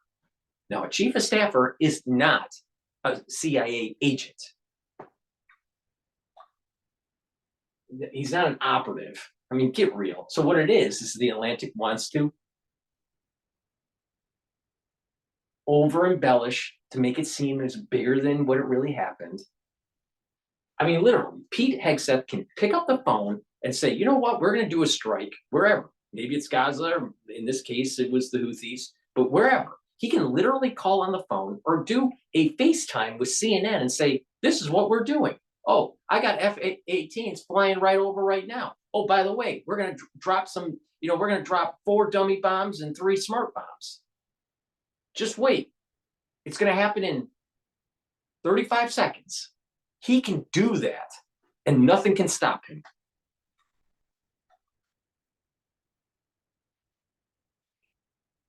It's crazy.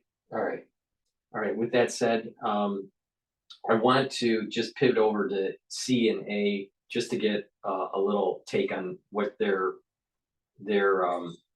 broadcasting in Singapore here.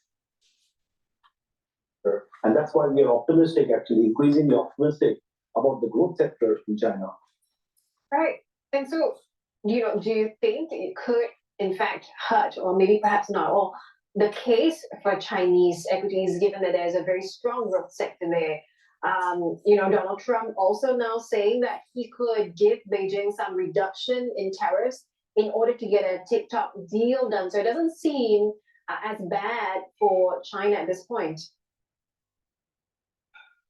Yes, Trump's tariff policies are still, a lot of it is unclear. We will get to hear a lot more on 2nd April when he imposes the wider ranging tariffs across the world, not just China.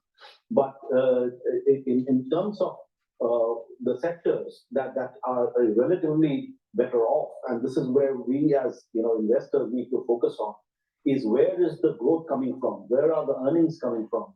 So to your point about earnings, we see the three growth sectors right in China, for example, technology, the communication services, and the consumer discretionary services sectors. Those three are projected to deliver superior growth than the rest of the market.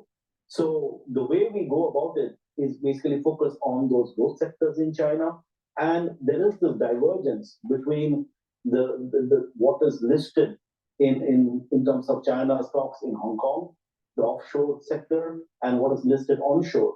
So a follow-up of that is that we are increasingly optimistic on the growth sectors which are listed more in Hong Kong than in onshore. So we are more bullish actually on the offshore sector versus the onshore sector.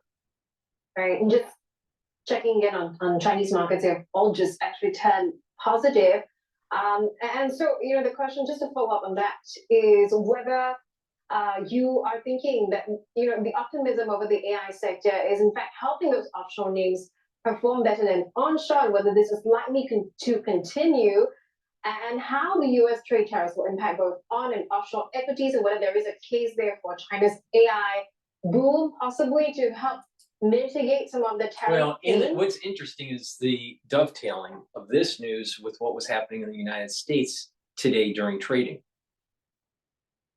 There are large corporations that are pulling back on their AI projects, saying, and this was coming from Microsoft and a few others, saying that there's an overbuild for actual server capacity. All right. So just like almost always in tech, there's always an overbuild out. All right. And then all of a sudden they start slowing down their projects or whatever. Right.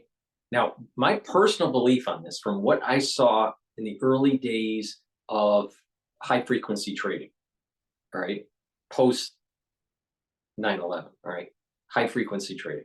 And it's emerged and evolved over time, but it's like machine learning, right?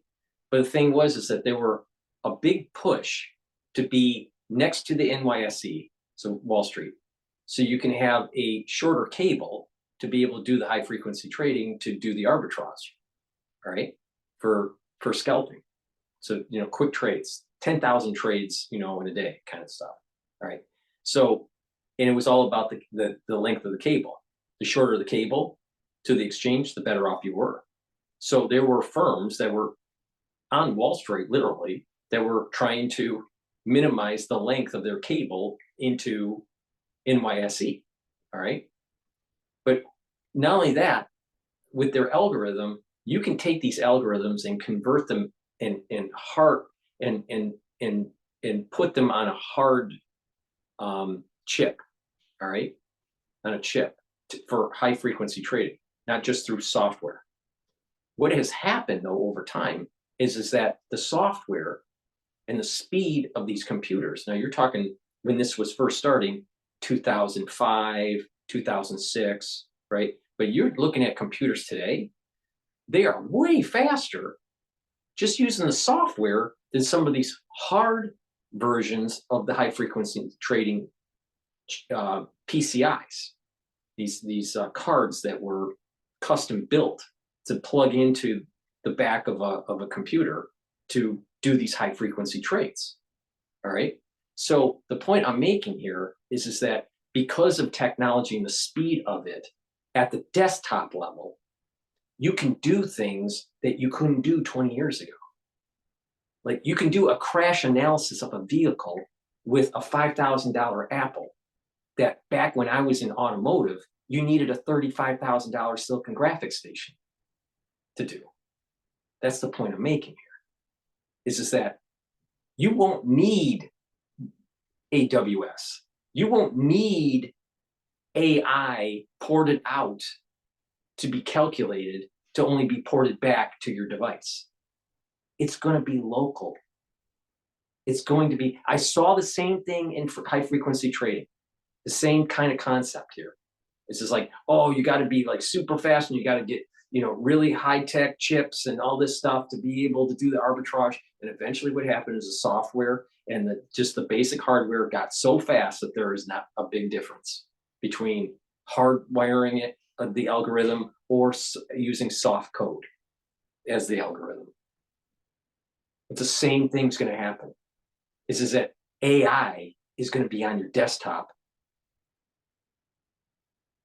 and you're not going to need these really high-powered servers unless you're doing something, you know, like radically new, like trying to predict for the last 15 days the weather around the world. All right, or you know, like protein folding, you know, 16 different proteins that come together as a composite, as a complex that leads to gene expression or something like that. You know, that's a little advanced for a desktop. But the point here is that if we're having we overbuilt out our servers, and that there is a scale back on CapEx for building out AI, well, if that's happening in the United States, I am sure that they have a problem in China. Because China's economy is not as robust as the United States right now. That's for sure. They have a problem. So if the United States has overbuilt AI, don't you think that China has? So there's a disconnect on what I am seeing in the news with this particular subject matter and what they're actually saying is going on. You know, we're the ones that are just trumpeting the whole AI boom. I think the AI boom is like at its peak, and we're actually going to see a decline of it for the build out of the servers. Okay, with that said, let's go back to live now here. And that shouldn't have happened. And the White House is looking at it. He says about that, none of the information on there at any point threatened the operation or the lives of our servicemen there. So he contributed to the chat twice. Remember, he was on this chat group there, and he commented on this while at this press conference today with the Jamaican Prime Minister. Let's watch. It so early in your term confirms the strength of historic friendship and strategic partnership between Jamaica and the United States, one built on shared values, democratic ideals, and people-to-people ties. Our nations have long been united by a common commitment to freedom, prosperity, and security, and your visit today reaffirms this bond. Today, we engaged in productive and constructive discussions focused on strengthening this partnership and expanding opportunities for collaboration. During our meeting, we addressed several critical areas of cooperation. Security, one major area. We reaffirmed our commitment to enhancing cooperation in combating transnational crime, ensuring the collective safety of our citizens, and mutually secure borders. We discussed a global war on gangs, and there is already significant policy alignment with both countries in this regard. The United States has been instrumental in supporting Jamaica's efforts to bolster its marine domain awareness and intelligence surveillance capabilities, which are crucial in our fight against organized criminal networks. We discussed expanded and repurposing development assistance towards our shared goals, including security. This will exponentially expand our cooperation in fighting lottery scams, transnational organized crimes, trafficking in guns, and building safe communities. We are committed in ensuring our partnership delivers results in driving down criminality and trafficking in this hemisphere. On Haiti, we look forward to continued partnership with the United States as we seek to work with the Haitian leadership and stakeholders to address the ongoing crises in Haiti. The extraordinary. I want to go to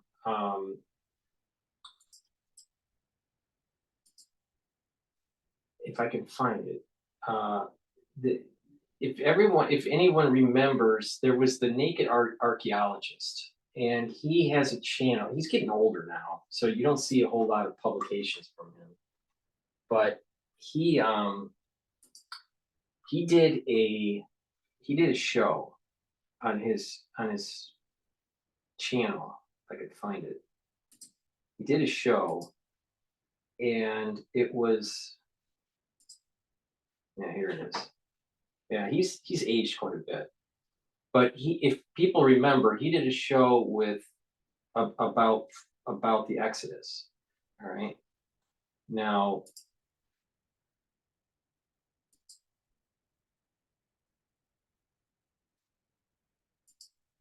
he did recently, 7 days ago. Expert debunks the biggest myths about Palestine.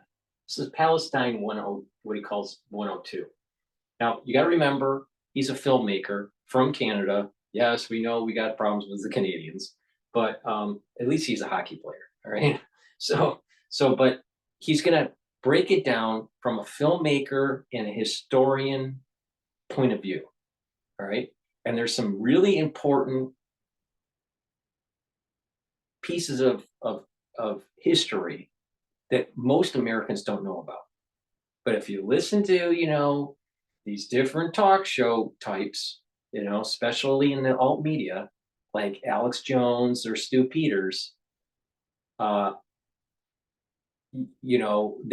think they know it all about the subject matter, and they really don't. So I think it's important to play what the Naked Archaeologist has to say about this. His name's Simca. So it's Simca Sessions is the name of his channel that he created. He's aging now, so he doesn't really do the History Channel type documentaries anymore that I know of. But it's only 10 minutes long, so let's play it here.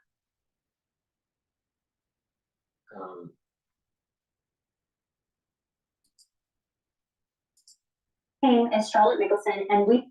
Welcome to another Simcha session. Today we're going to be looking at the Palestinian-Israeli conflict, not as a battle between Arabs and Israelis, Jews and Muslims. Today we're going to look at it as a battle, as a war of biblical proportions between myth and fact, lie and truth.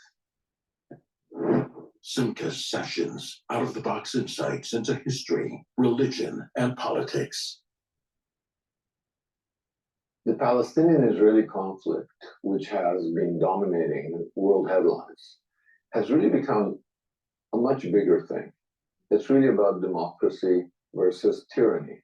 But on a metaphysical, almost religious level, it's really about truth and lies. It's a war between truth and lies. I'm going to address three major topics that people seem obsessed with. One is a Palestinian state. The Palestinians deserved a Palestinian state. There should be a two-state solution. And anybody against that, really, you're not a nice person. It's a lie that there is no Palestinian state. First of all, let me say, Hamas, for example, doesn't want a Palestinian state. This is just a made-up trope to attack Jews. Hamas explicitly says they want a worldwide Islamic caliphate. They think the idea of statehood is a Western liberal infidel invention. They don't want it. They'll say they want it on CNN and BBC because they're just fighting a media propaganda war. But if you look at their charter, or if you translate anything that they say in Arabic, they say explicitly, we don't want a state, we want a caliphate. But Hamas is not everybody. Well, here's the good news. 80% of Palestine is in Arab hands today, as I'm speaking to you. What? We have to understand, Palestine is a colonial endeavor. It's taking Judea, indigenous people, Jews, are from Judea and Israel, right here. And the colonialists, the Romans, the ancient pagan Romans, defeated the indigenous people and renamed it as a colonial project, Palestine. And then for 2,000 years, the province of Palestine continued to be in the hands of colonialism. Romans, Byzantians, Crusaders, Ottomans from Turkey, and finally the British colonials. And what did these colonial powers do? What did the British do? They took Palestine, the province of Palestine, not the independent, there was never an independent state of Palestine, but they took 80% of it, hacked it off, and gave it to a colonial Arab family, the Hashemites from Arabia. They imposed those people. There's over 11 million people living in Jordan today. People call them Jordanians. They're Palestinians. They are ruled by a foreign family. One of them is married, the king is married to a Palestinian woman. There's a Palestinian queen today. They're not all refugees. They're living in Jordan. And all they have to do is change the colonial name created by the British, Jordan, to Palestine, and voila, there's a Palestinian state, because 80% of Palestine is already a Palestinian state called Jordan. And then what happened to the last 20%? Many countries already recognize a Palestinian state under the Palestinian Authority in the West Bank, which is ancient Judea and Israel, and in Gaza. That's in Palestinian hands. So that means that the Jews, the Zionists, Israel, only have 13% of the British colonial province of Palestine. So wait a minute, what's the fight about? We want a Palestinian state. You have 88% of Palestine. Well, that's a lie that they don't have a state. The truth is they do. And they create the lie, the anti-Israel, anti-Jewish forces, because they only consider Palestine whatever the Jews happen to have. The idea is not about creating a Palestinian state. It's about destroying a Jewish state. Well, the Jews, over their 12%, hey, they're colonialists. No, they're not. They're indigenous. The Arabs, as any fool can understand, are the colonial power because they come from Arabia, from what is now Saudi Arabia. And they conquered the Middle East. It's a racist trope to think that the indigenous people of all of the Middle East have to be Arabs. They're not. Jews are indigenous to Judea. Monday.com is the best day for work, and here's why. Let me show you some of the mind-blowing things thousands of our customers are already doing. Jews are indigenous to Judea. Berbers are indigenous to Morocco and Algeria. Mandeans are indigenous to Iraq. Copts are indigenous to Egypt. They're related to the ancient Egyptians. The Arabs there today come from Arabia. They're a colonial, conquering power. There are today 22 Arab states, including Jordan, aka Palestine. There's one Jewish state, but suddenly that's the colonial power. It's not the other ones. It's not the fact that they take over everybody's country and Arabize it. That's not colonialism. I mean, let's look at Turkey. Turkey was the seat of Christendom. Istanbul of today was called Constantinople. The Hagia Sophia Mosque used to be the biggest church in Christendom. When the Muslims conquered Turkey and Islamicized it, they turned the church into a mosque, and that's what happens all over the place. The other big lie is that the Jews are all white, racist, and they are oppressing the BIPOCs, the Black, Indigenous, or person of color, new term. No, that's a lie. Total lie. All right, I want to interject here. There's a place called Hamtramck, Michigan. When I was a kid, Hamtramck was very Polish. immigrants from Poland, and so it was a very Polish town. All right, this is around Detroit. It's next to Detroit. It's a small town. All right, and over time, what has happened is this Hamtramck has now turned completely Islamic. All right. And they actually have a call for prayer in Hamtramck, Michigan, where, really there's kind of a caliphate within Hamtramck. So it's no longer Polish anymore, which was primarily Christian, Polish kind of ancestry. All right. They've been pushed out, and it's Arabs now in Hamtramck. When I was a kid, Dearborn was basically middle-class white America. Dearborn today, it's Arab. It's Arab run, big time Arab run. One of the largest communities outside of the Middle East is in Dearborn, Michigan. So what Simca is saying about the Islamic takeover and this caliphate, I have seen personally in Michigan.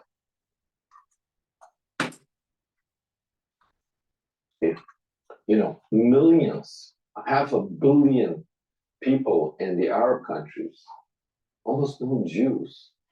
And in Israel, there's 9 million people, and 1.5 million of them are not even Jews, they're Arabs. They're living free lives with Israeli passports. They're in the parliament, they sit on the Supreme Court. What a lie. And out of the 7.5 million Jews, the majority are not Western. They're Jews from Arab lands. They're brown from Yemen. They're all different colors. They come from Egypt, Morocco. 800,000 Jewish refugees from Arab lands. Who's demonstrating on their behalf? Okay. Nobody. All right. They don't all right. count. They may. Another major. All right. So you have here in 1948 the Jewish population in Arab countries. Let's say in Egypt, for example, there were 75,000. In Iraq, there were 135,000. In Morocco, there were 265,000. In Tunisia, 105,000. Yemen, there were 63,000. So in 1948, there were 851,000 Jews in Arab countries. All right. So when you hear Stu Peters saying, "Oh, everyone that's living in Israel is all from Europe," that's not true. All right, that's not true. All right, 1958, you started to see a decline out of the Arab nations and into other nations like Israel. 469,000. In 1968, 69,000. In 1978, 31,000. And now in 2018, there's just over 3,000 Jews in Arab countries. Now, is the Jews really colonizing? This is the point that Simca's making. Is the Jews really colonizing the Middle East when there's a decline of the Jewish population in Arab countries?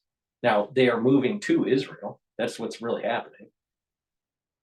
What it is that the Arabs don't want the Jews in Israel because they want all the land. They want the complete caliphate. That's the point that Simca's making. It's not about peace. They may be darker skinned, but they don't count. This falls right in line with what I was saying before. It's the battle between Jacob and Esau. They're Jews. In Israel, you have a diversity, a true diversity. Ethiopian Jews. Israel conducted an airlift to bring their brethren here. Who else has done that? Other countries gone in and taken All right, so you have so many different nationalities in Israel. Some of it from Western Europe, some of them from Eastern Europe, some of them from Africa, some of them from other Middle Eastern countries. So it's a very diverse population in Israel. But when you listen to Stu Peters and when you listen to Alex Jones and when you listen to these anti-Zionists and want to demonize Jews, what do they keep on saying? Oh, it's the Ashkenazics. It's all the Ashkenazics. It's all Eastern Europeans that they're not even Jewish or blah, blah, blah. They don't even know what they're fucking talking about. They don't know what they're fucking talking about. But you got a big part of America that's listening to their bullshit.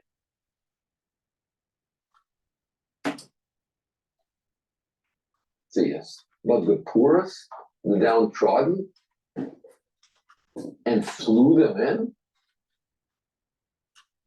It's a total lie. Oh, but the Israelis, they're like Nazis. Are you kidding?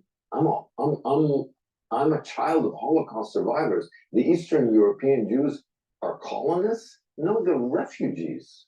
They're survivors. My parents got to this land with nothing.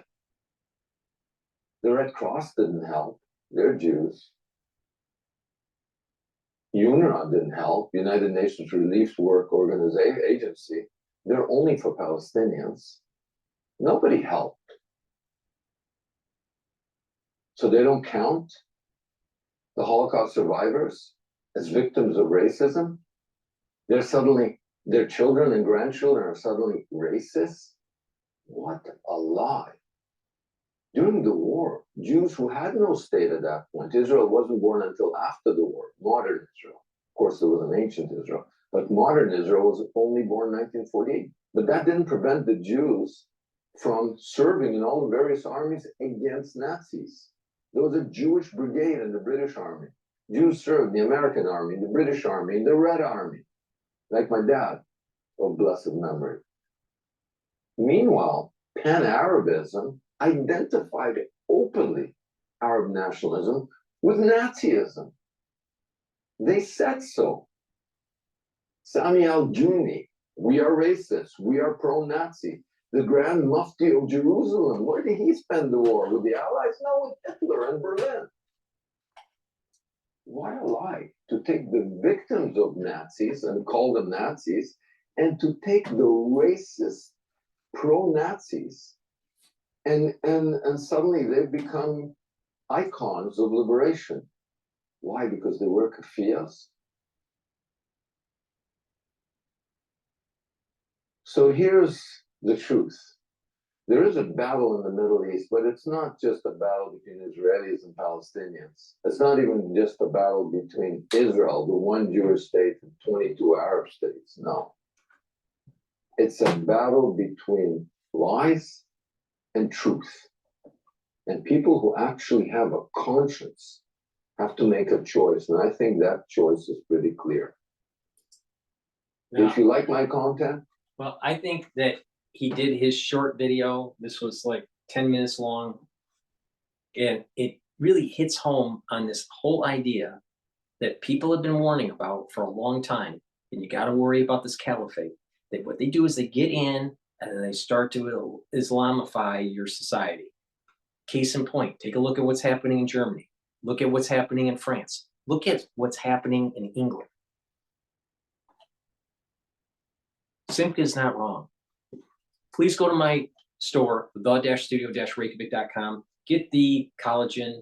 This collagen has a very extensive amino acid profile. You use collagen to help improve your skin, your hair, your nails, your joints, your musculature, and your bones.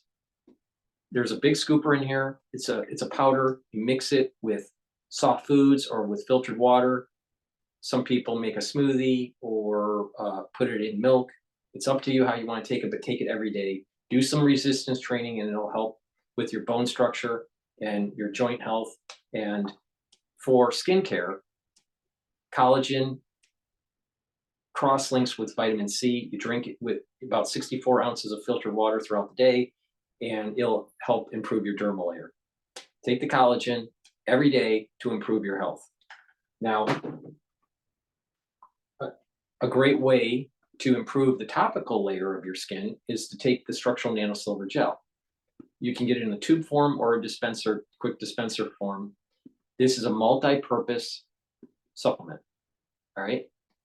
the structural nanosilver gel you put on your hand, on your skin every day, and it'll help to improve your topical layer.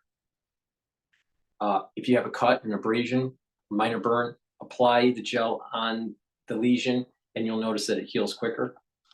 You can use it as an aftershave. Guys, after you shave, put it on your face and it'll help to soothe that razor burn. Women, you shaving your legs, guess what? Use the structural nanosilver gel to reduce that razor burn and to heal your skin. If you're not feeling well, or people around you at work or at home are not feeling well, you know, and you're concerned, take the structural nanosilver gel, put it on your hands, put it around your mouth, around your nose, around your ears, around your eyes, lightly coat your nostrils. It stays active for 5.5 hours. It behooves you to have this. It's a multi-purpose, and not just that, it will help with the health of your topical layer of your skin. So if you want to improve the topical layer, use the structural nanosilver gel. To improve the dermal layer, take the collagen and the vitamin C and drink the filtered water, the 64 ounces of filtered water. It'll cross-link and improve your dermal layer.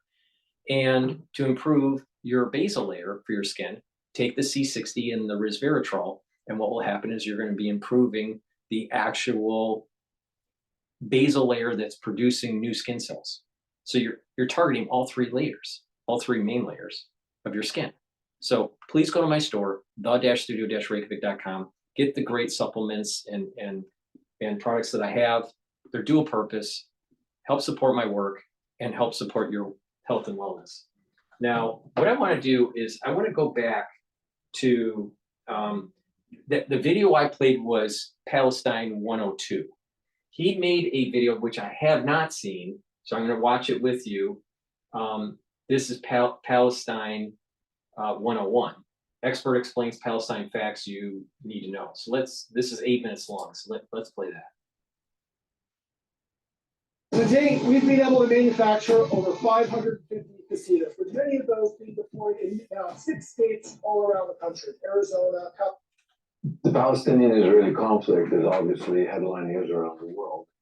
And because I'm a 3-time Emmy-winning filmmaker, journalist who specializes in history, people have come to me and asked me to comment on Palestine from a historical point of view.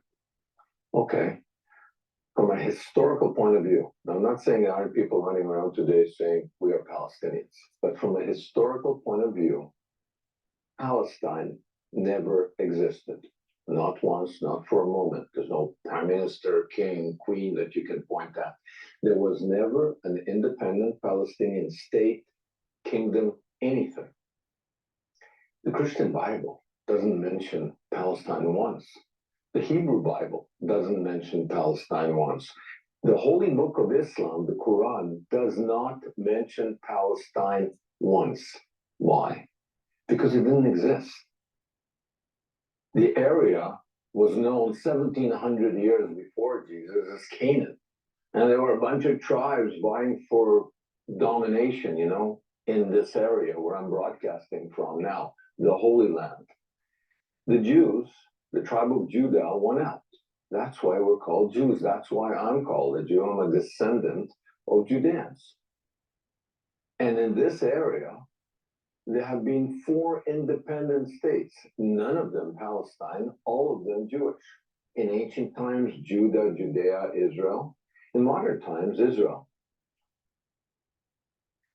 So what's going on here? I mean, what's going on here, anybody going to church Easter time knows Jesus was crucified, and on top by the Romans, and on top of his cross, they put a sign, King of the Jews, not King of the Palestinians, not King of Palestine, King of the Jews.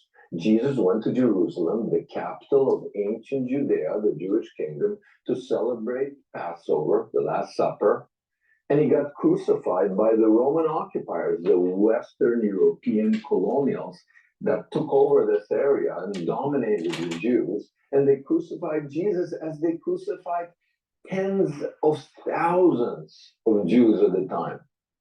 Why? Because the Jews were rising in revolution against the foreign occupiers. The indigenous Jews wanted freedom. In fact, the Jewish struggle for Judea is the longest lasting liberation movement in human history. There was no Palestine. Palestine was invented by the Roman occupiers. It's not an Arabic word, it's a Latin word. And why did they make it up? Because they wanted to stick it to the indigenous Jews who were giving them trouble. You know, Judea was Rome's Vietnam. They were stuck here. The Jews kept fighting for freedom. And then when the Romans crushed the Jews, sold them by the hundreds of thousands into slavery, destroyed the temple that Jesus visited, destroyed Jerusalem, the capital of Judea, destroyed the Jewish kingdom of Judea.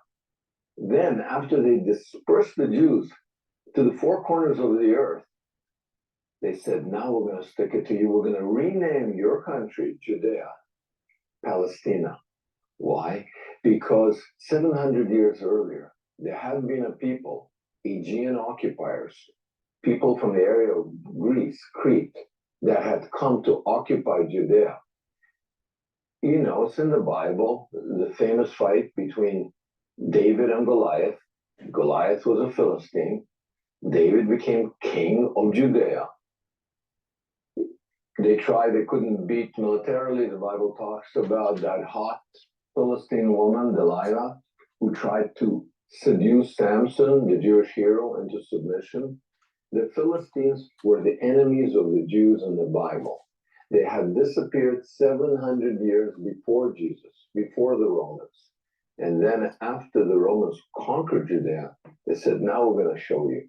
We're going to rename your Jewish land, Judea, Palestina. A superior smooth taste, good flavor.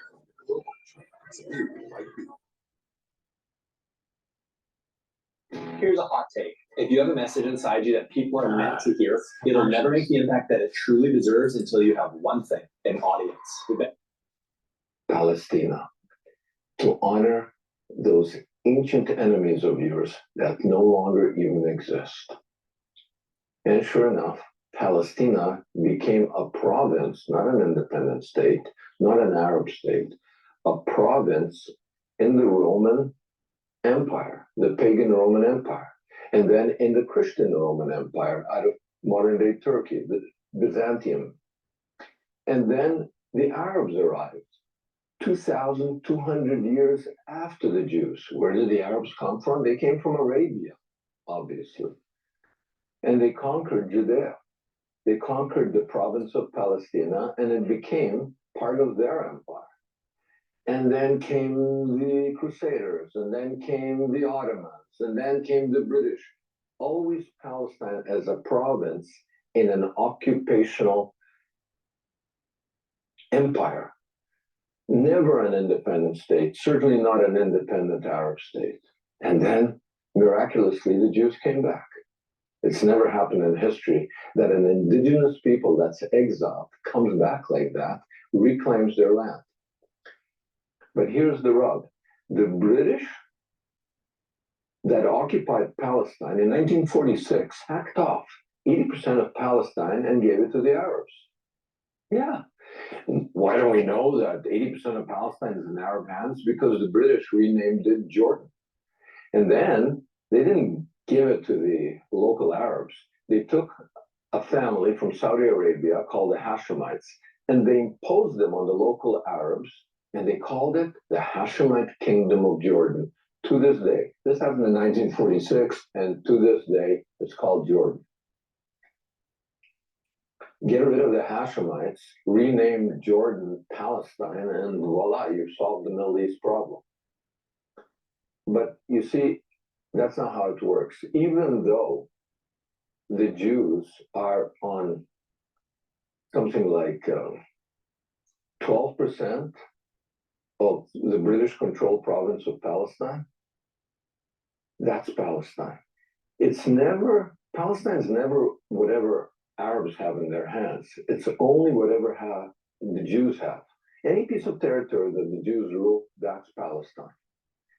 Why? Because basically the whole point of the exercise is to airbrush the Jews and Judea out of history. Rename Judea the West Bank. The West Bank? What's the West Bank? It's never mentioned in the Bible, in any Bible. In the Quran, it's never mentioned.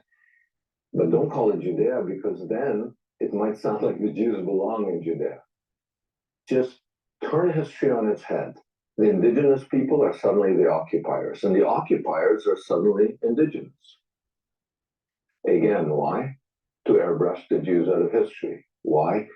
Airbrushing them out of history is a prelude to actually destroying them physically. It's a preface to genocide. So why are all these people? So you got to pay attention to what I've been saying since October of 2023. This is a battle between Esau and Jacob. Now, I'm really sure that Jacob's going to win. All right. How do I know that? Well, DrPaulCottrell comes from the soul root of Jacob. That's why. But better yet, it's already been written down for over 2,000 years. That's what's going to happen. So the reality of the situation is this. There is a battle that we are seeing play out on our television screens day in and day out that is biblical. And that battle is between Jacob and Esau.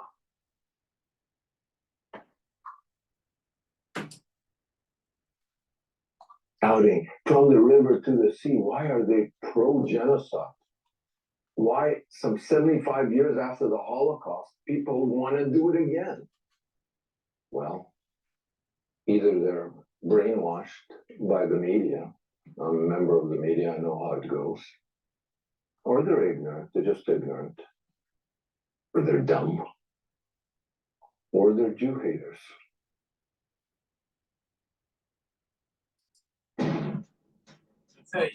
He doesn't pull any punches at all.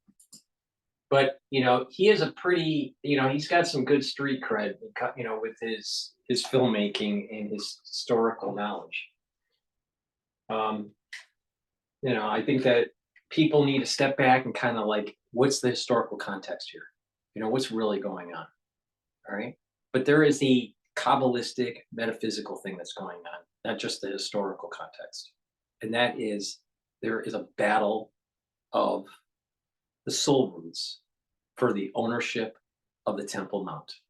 And the Arabs cannot reboot the temple. They've had the ownership of the Temple Mount for how long? Since the Crusades, since Saladin, all right?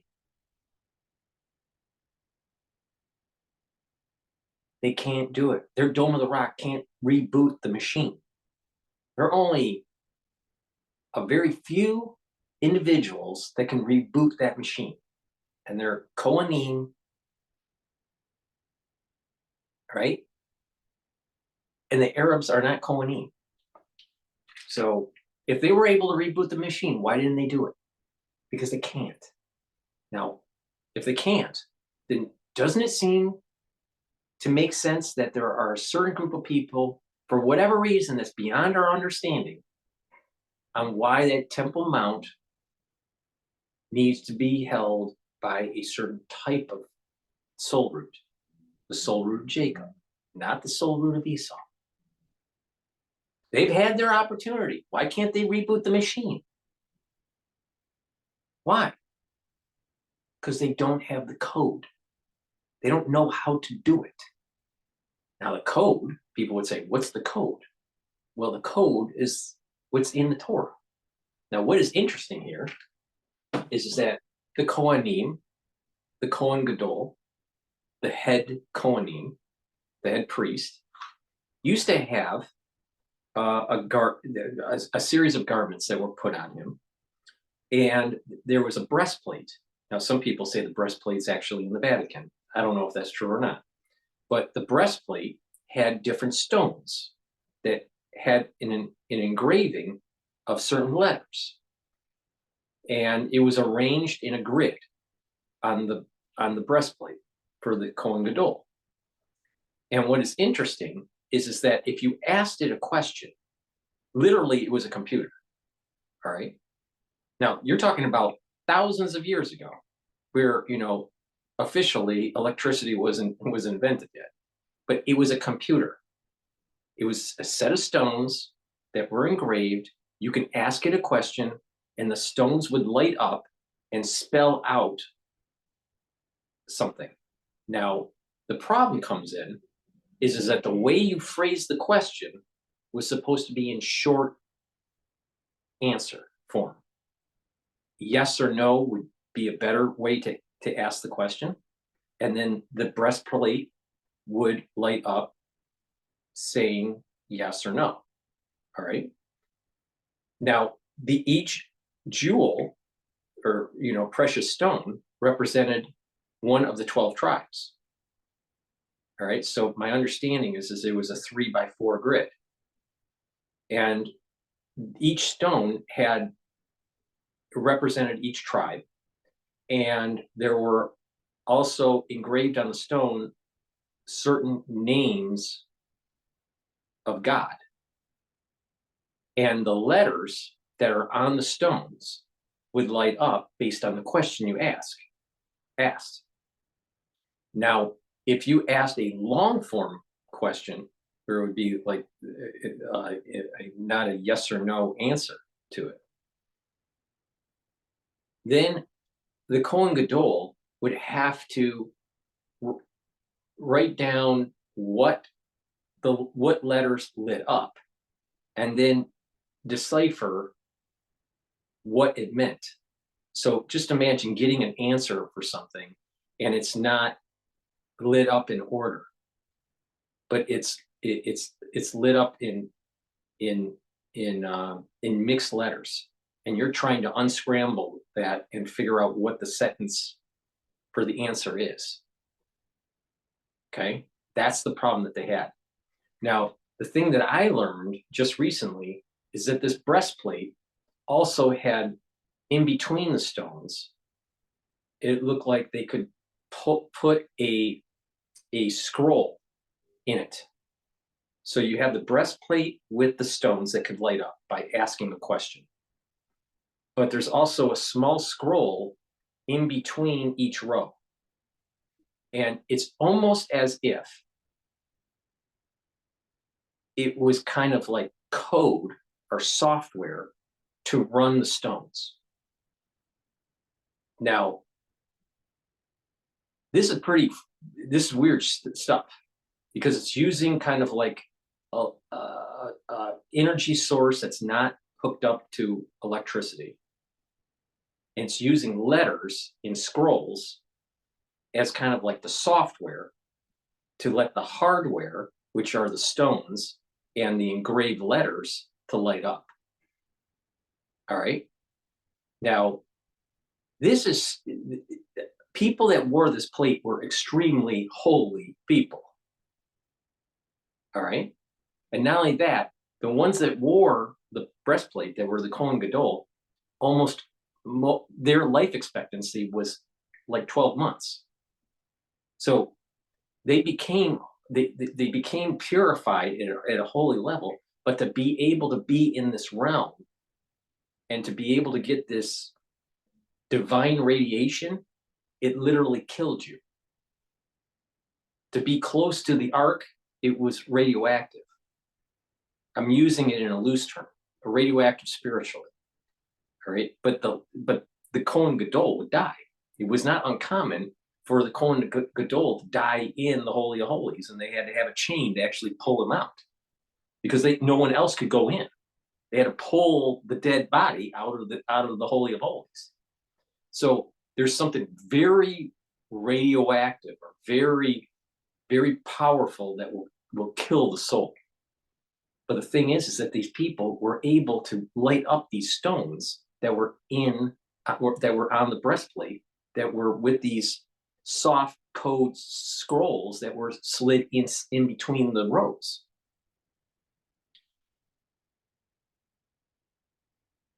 This is what I mean, that there's something special about the soul root of Jacob. It's not given to Esau. It's not given to the Arabs. It's not given to anybody else. It's not even given to regular Jews.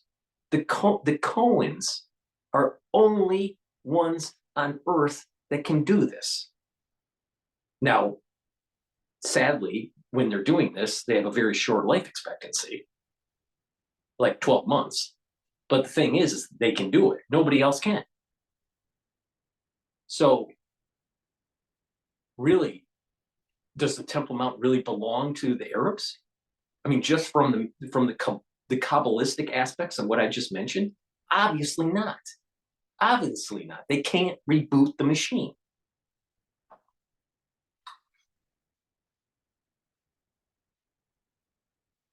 And that's why you listen to Dr. Paul Cottrell, because no one's telling you this. Now, what still surprises me, and I don't understand why, is they didn't sacrifice the red heifers yet. I don't get it. I don't understand why that is. Okay, let's continue.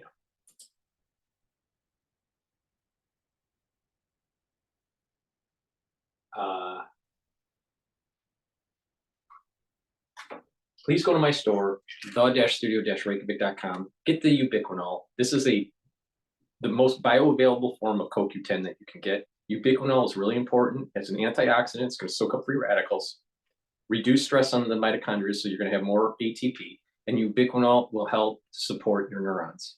Really important when you get 40 years of age or older, you need to support your neurons.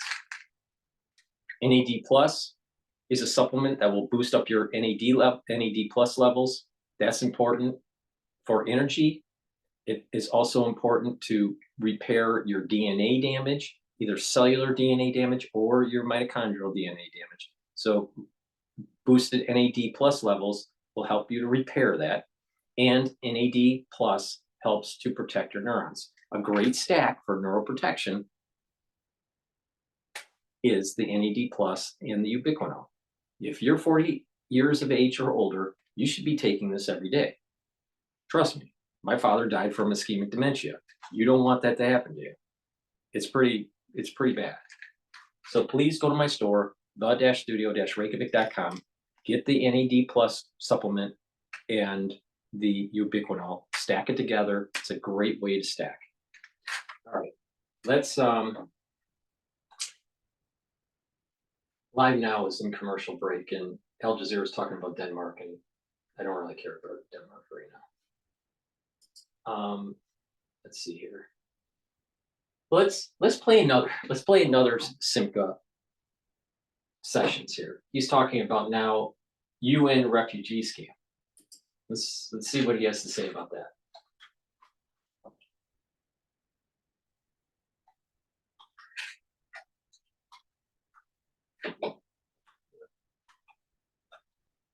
Soresto knows that some situations just suck. Fleas and ticks suck too. Soresto can help with this one. One collar provides the long. One of the big issues in the world today, headline news, is the Palestinian refugee crisis.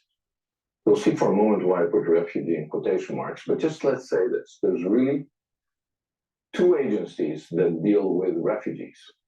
One for the world and a separate one for the Palestinians. Let me explain.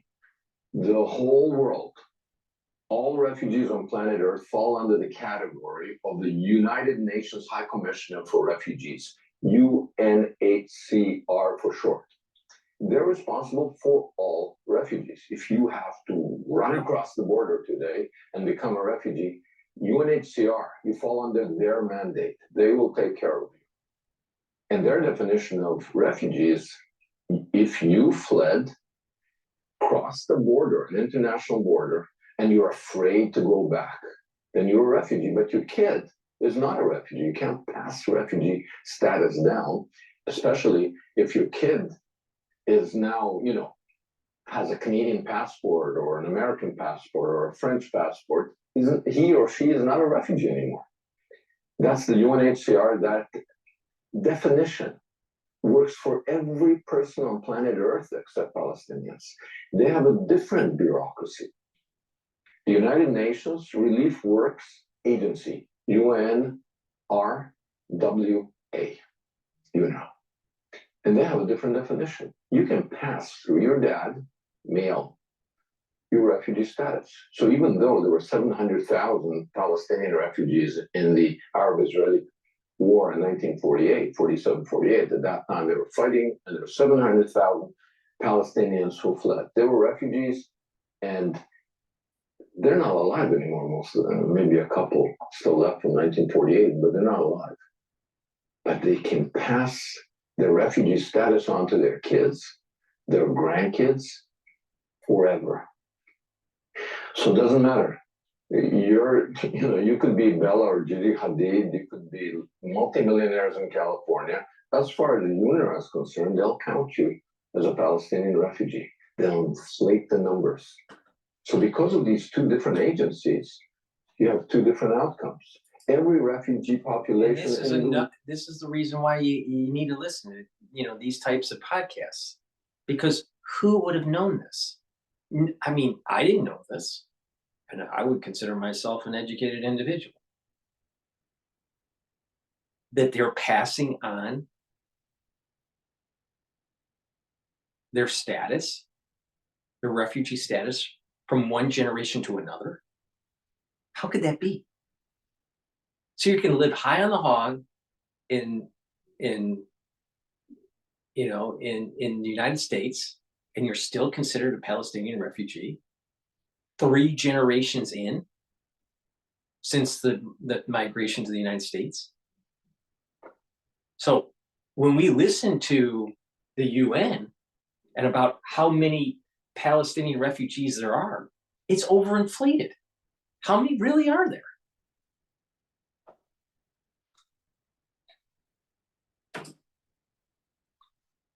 World goes down with time, except the Palestinians, they go up with time.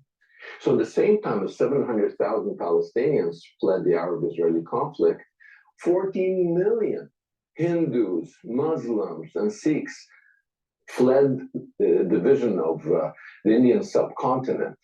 14 million. Today, out of those 14 million refugees in 1947, there's 0 left.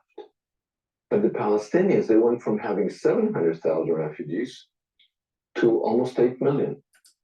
Now, this is what's really important. This is really important. When it comes to Esau, even in the Bible, it says this. Esau knows how to hunt. He's cunning. He's smart. Esau's not a dumb person. Esau is a person you need to pay attention to. And he's a shyster. There's a shyster aspect to him. He's an intelligent, cunning individual that knows how to hunt. All right, so he can convince people. He's a thief. All right, he's a person that knows how to manipulate. There's an intelligence. There's a manipulation. There's a charisma to win certain groups. That's Esau. And you just are seeing how Esau, in a microcosm, is using,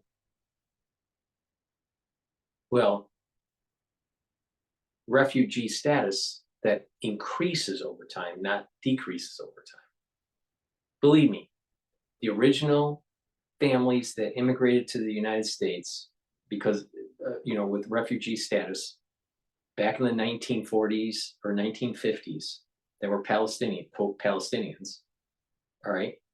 And they were having nice life in middle-class America, or maybe even their upper middle-class America. Can you really honestly say that their offspring living in middle-class America are refugees compared to what they came from? Of course not. Of course not. But how can they justify that they're still refugees?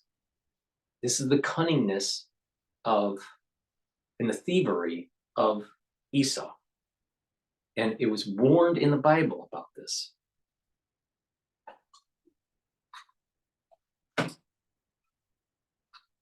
Happened? Well, everybody's a refugee. If they have one male in their lineage, which we don't have to really check too hard, who claims to be or was a Palestinian refugee. Now you gotta understand the consequence of this. The consequence is that the UNHCR has a bureaucratic interest in solving refugee problems. Why? Because they've got to put out a lot of fires. Today they're in Eritrea, tomorrow they're in Sudan. They got to put out the fires. But UNRWA has only one group of people to take care of, the Palestinian refugees.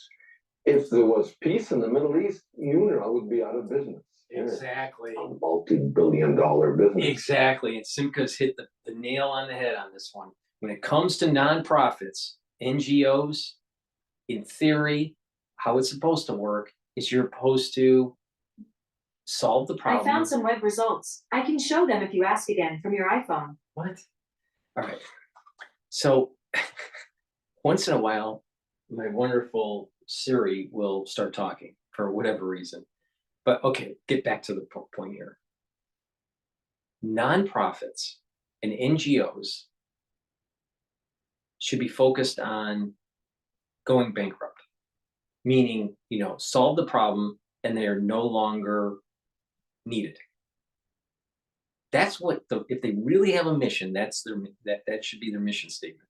So, solve the problem so they no longer are in existence. What happens is there's so much money involved, and people that are running these organizations get administration fees, and it can be, upwards to hundreds of thousands of dollars or millions of dollars, depending on the amount of money that is flowing into the NGO. All right. They have because of the financial incentive, they don't have the incentive to solve the problem. And so here's again another corruption that's through the soul root of Esau.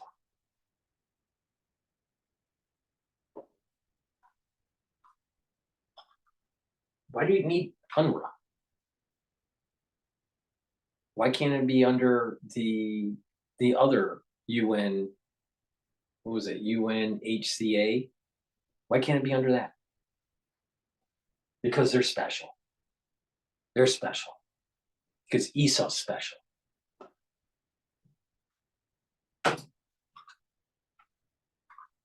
There's over 30,000 UNRWA employees. So let's take UNRWA schools. Some of the teachers are Hamas members. They're terrorists by State Department definition. And what are they teaching? They publish little books to inculcate hate in little Arab babies, to just teach them to die and kill. Abuse, yes. And what do they do with this school besides teach hate? They put missiles in the basement and ammunition so that it's a lose-lose for Israel. Either they let them fire all the missiles or they bomb the school and then they're baby killers. That's UNRWA. UNRWA has an interest in perpetuating the conflict. UNHCR has an interest in solving conflicts. Now you could say, whoa, and what's the consequence? And why is that? Well, the why is very easy. The Palestinians are fighting Jews. So that has been weaponized in the war against the Jews. It's not that people love Arabs. There's 10 million Arab refugees in Syria. Who cares about them? Who's going on the campuses of Harvard and Columbia and saying, solve that problem? Nobody.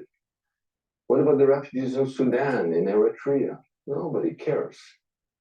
The same issue was happening with the Black Lives Matter movement. They didn't care about the atrocities that are going on in Africa. Last I looked, people in Africa are black. All right, most of them. But the Black Lives Matter movement didn't care about what's happening with the genocide that's happening in Africa. Because all it is about reparations in the United States, but how they will benefit from getting money from someone to justify, their lifestyle. So you got the same problem. You have all these refugees or, atrocities that are happening in other Arab countries. But the intelligentsia, the Ivy League schools and the Ivy League plus schools, and the ultra liberal student body, they want to focus on the Palestinians, which is actually a small microcosm of a larger problem that is going on with the lives of Arabs in Arab countries. Look at the atrocities that are going on in Iran between secularism and the Ayatollah. Are they protesting about that to do regime change with the Ayatollah? No, I never saw that ever on the campus of Harvard. But you'll find that Arafat garb wearing protester walking up and down the yard saying, you know, how important it is to free Palestine. So you gotta like start asking the question, like, what's really going on here? Who's funding it? And these protesters, where are they getting this stupid ideology from? Who's feeding it to them? Some of them are the liberal professors. Some of it are these organizations that are paying these protesters. But the thing is that Esau, if you look at this from a metaphysical, Kabbalistic perspective, Esau is a cunning soul root. And there's thievery that's part of his soul root.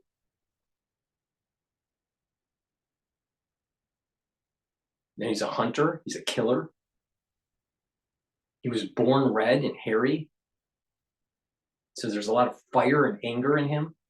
It's not a person that is calm, collective. And this is the reason why Esau could not boot up the machine, because there's too much anger in him. You gotta, the Shekhinah does not approach the Kohen Gadol if the Kohen Gadol is angry. Actually, the Shekhinah runs. So if the soul root of the Kohen Gadol, in theory, was Esau, the Shekhinah wouldn't be able to be close to the Kohen Gadol to boot up the machine, because the soul root's too angry.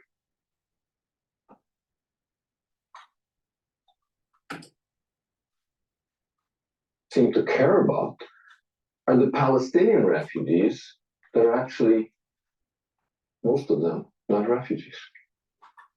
Why? Because it's being weaponized, this issue, in the war against the Jews. But what will happen? What will happen is most people will try to believe what Stu Peters is saying or what Alex Jones is saying, and trying to demonize and try to have all these connected dots like David Icke, that it's some big cabal. And it's really simple. It's really simple. Which soul root? Just ask the question. When you listen to these people that are promoting this anti-Semitism, or even these crazy conspiracy theories, ask, when you're listening to these people, just ask the simple question: why is it that Esau cannot boot up the temple? And you start diving into that question, and you start realizing the soul root of Esau is deficient. And what it is that Esau wants what Jacob has. And he's willing to destroy the world for it. Please go to my store, the-studio-reykjavik.com. Get the Gladiator barley. This is a high density protein. You take a half a scoop or a full scoop each day, mix it with filtered water, milk, or soft foods, or a smoothie. It's up to you how you want to take it. This will help you to build up muscle, really important. It'll help to detoxify your body. It will help to soak up free radicals with superoxide dismutase and reduce inflammation. That will help with recovery time if you work out, but not just that, it will help with your immune system by bringing down chronic inflammation.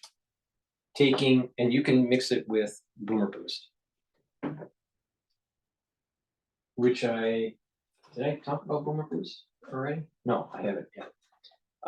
Heirloom barley, it's high density protein, very similar to the Gladiator barley, but it doesn't focus on the strength gains. Now, if you take the barley with the Boomer Boost, you're going to be able to control your A1C levels. But Boomer Boost is 68 nutrients. Take a look at the label on my website. This will target your cardiovascular health, your brain health, boost up your energy levels, improve your metabolism, and help with your strength. And what you'll notice is within 72 hours of taking this, you're going to have this steady burn of energy, and you're going to have more vitality. You're going to want to move around and do things. And that when you're doing that, you're going to have better sleep and better mental acuity. Your overall health will improve. You're going to start losing weight. You take a full scoop of this for your breakfast or for your lunch, mix it with soft foods, a smoothie, milk, filtered water, but that's your meal for breakfast or for lunch. Just take it once a day. And what you're going to notice is you're going to be losing weight and you're going to have energy. You're not going to be sluggish, so don't worry about that. And you're going to get healthy. Now, if you couple it with the Gladiator barley or the heirloom barley, you're going to get the protein that you need. Again, 1 scoop a day, half a scoop or a full scoop of the barley. Mix them together, and now you have this super combo where you're helping your cardiovascular health, your brain health, you're boosting up your strength and musculature, you're helping your metabolism, your energy levels are going to go up, you're reducing inflammation, you're soaking up free radicals, and you're detoxifying your body. It's a very powerful combo here. And the amount for 1 month for the Boomer Boost and the Gladiator barley or the heirloom barley together, right? The Boomer Boost or the Gladiator barley or the Boomer Boost and the heirloom barley. The cost of this per month is cheaper than I'm sure what you're paying per month for your breakfast or for your lunch. So you're going to save money, you're going to lose weight, and you're going to get healthy. So take the Boomer Boost and the Gladiator barley together. If you want to gain the strength gains and control your A1C levels and get healthy, that's a great way to do it. But you can also do it with the heirloom barley, but it doesn't focus so much on the strength gains. Please go to my store, the-studio-reykjavik.com. Get healthy. There are too many people in the United States that have chronic problems that are self-induced. You can reverse it. You can get healthy, but you got to pay attention how to stack. It's a holistic approach. It works. Please go to my store, the-studio-reykjavik.com. Thank you for listening. That's the end of the transmission. Have a nice night.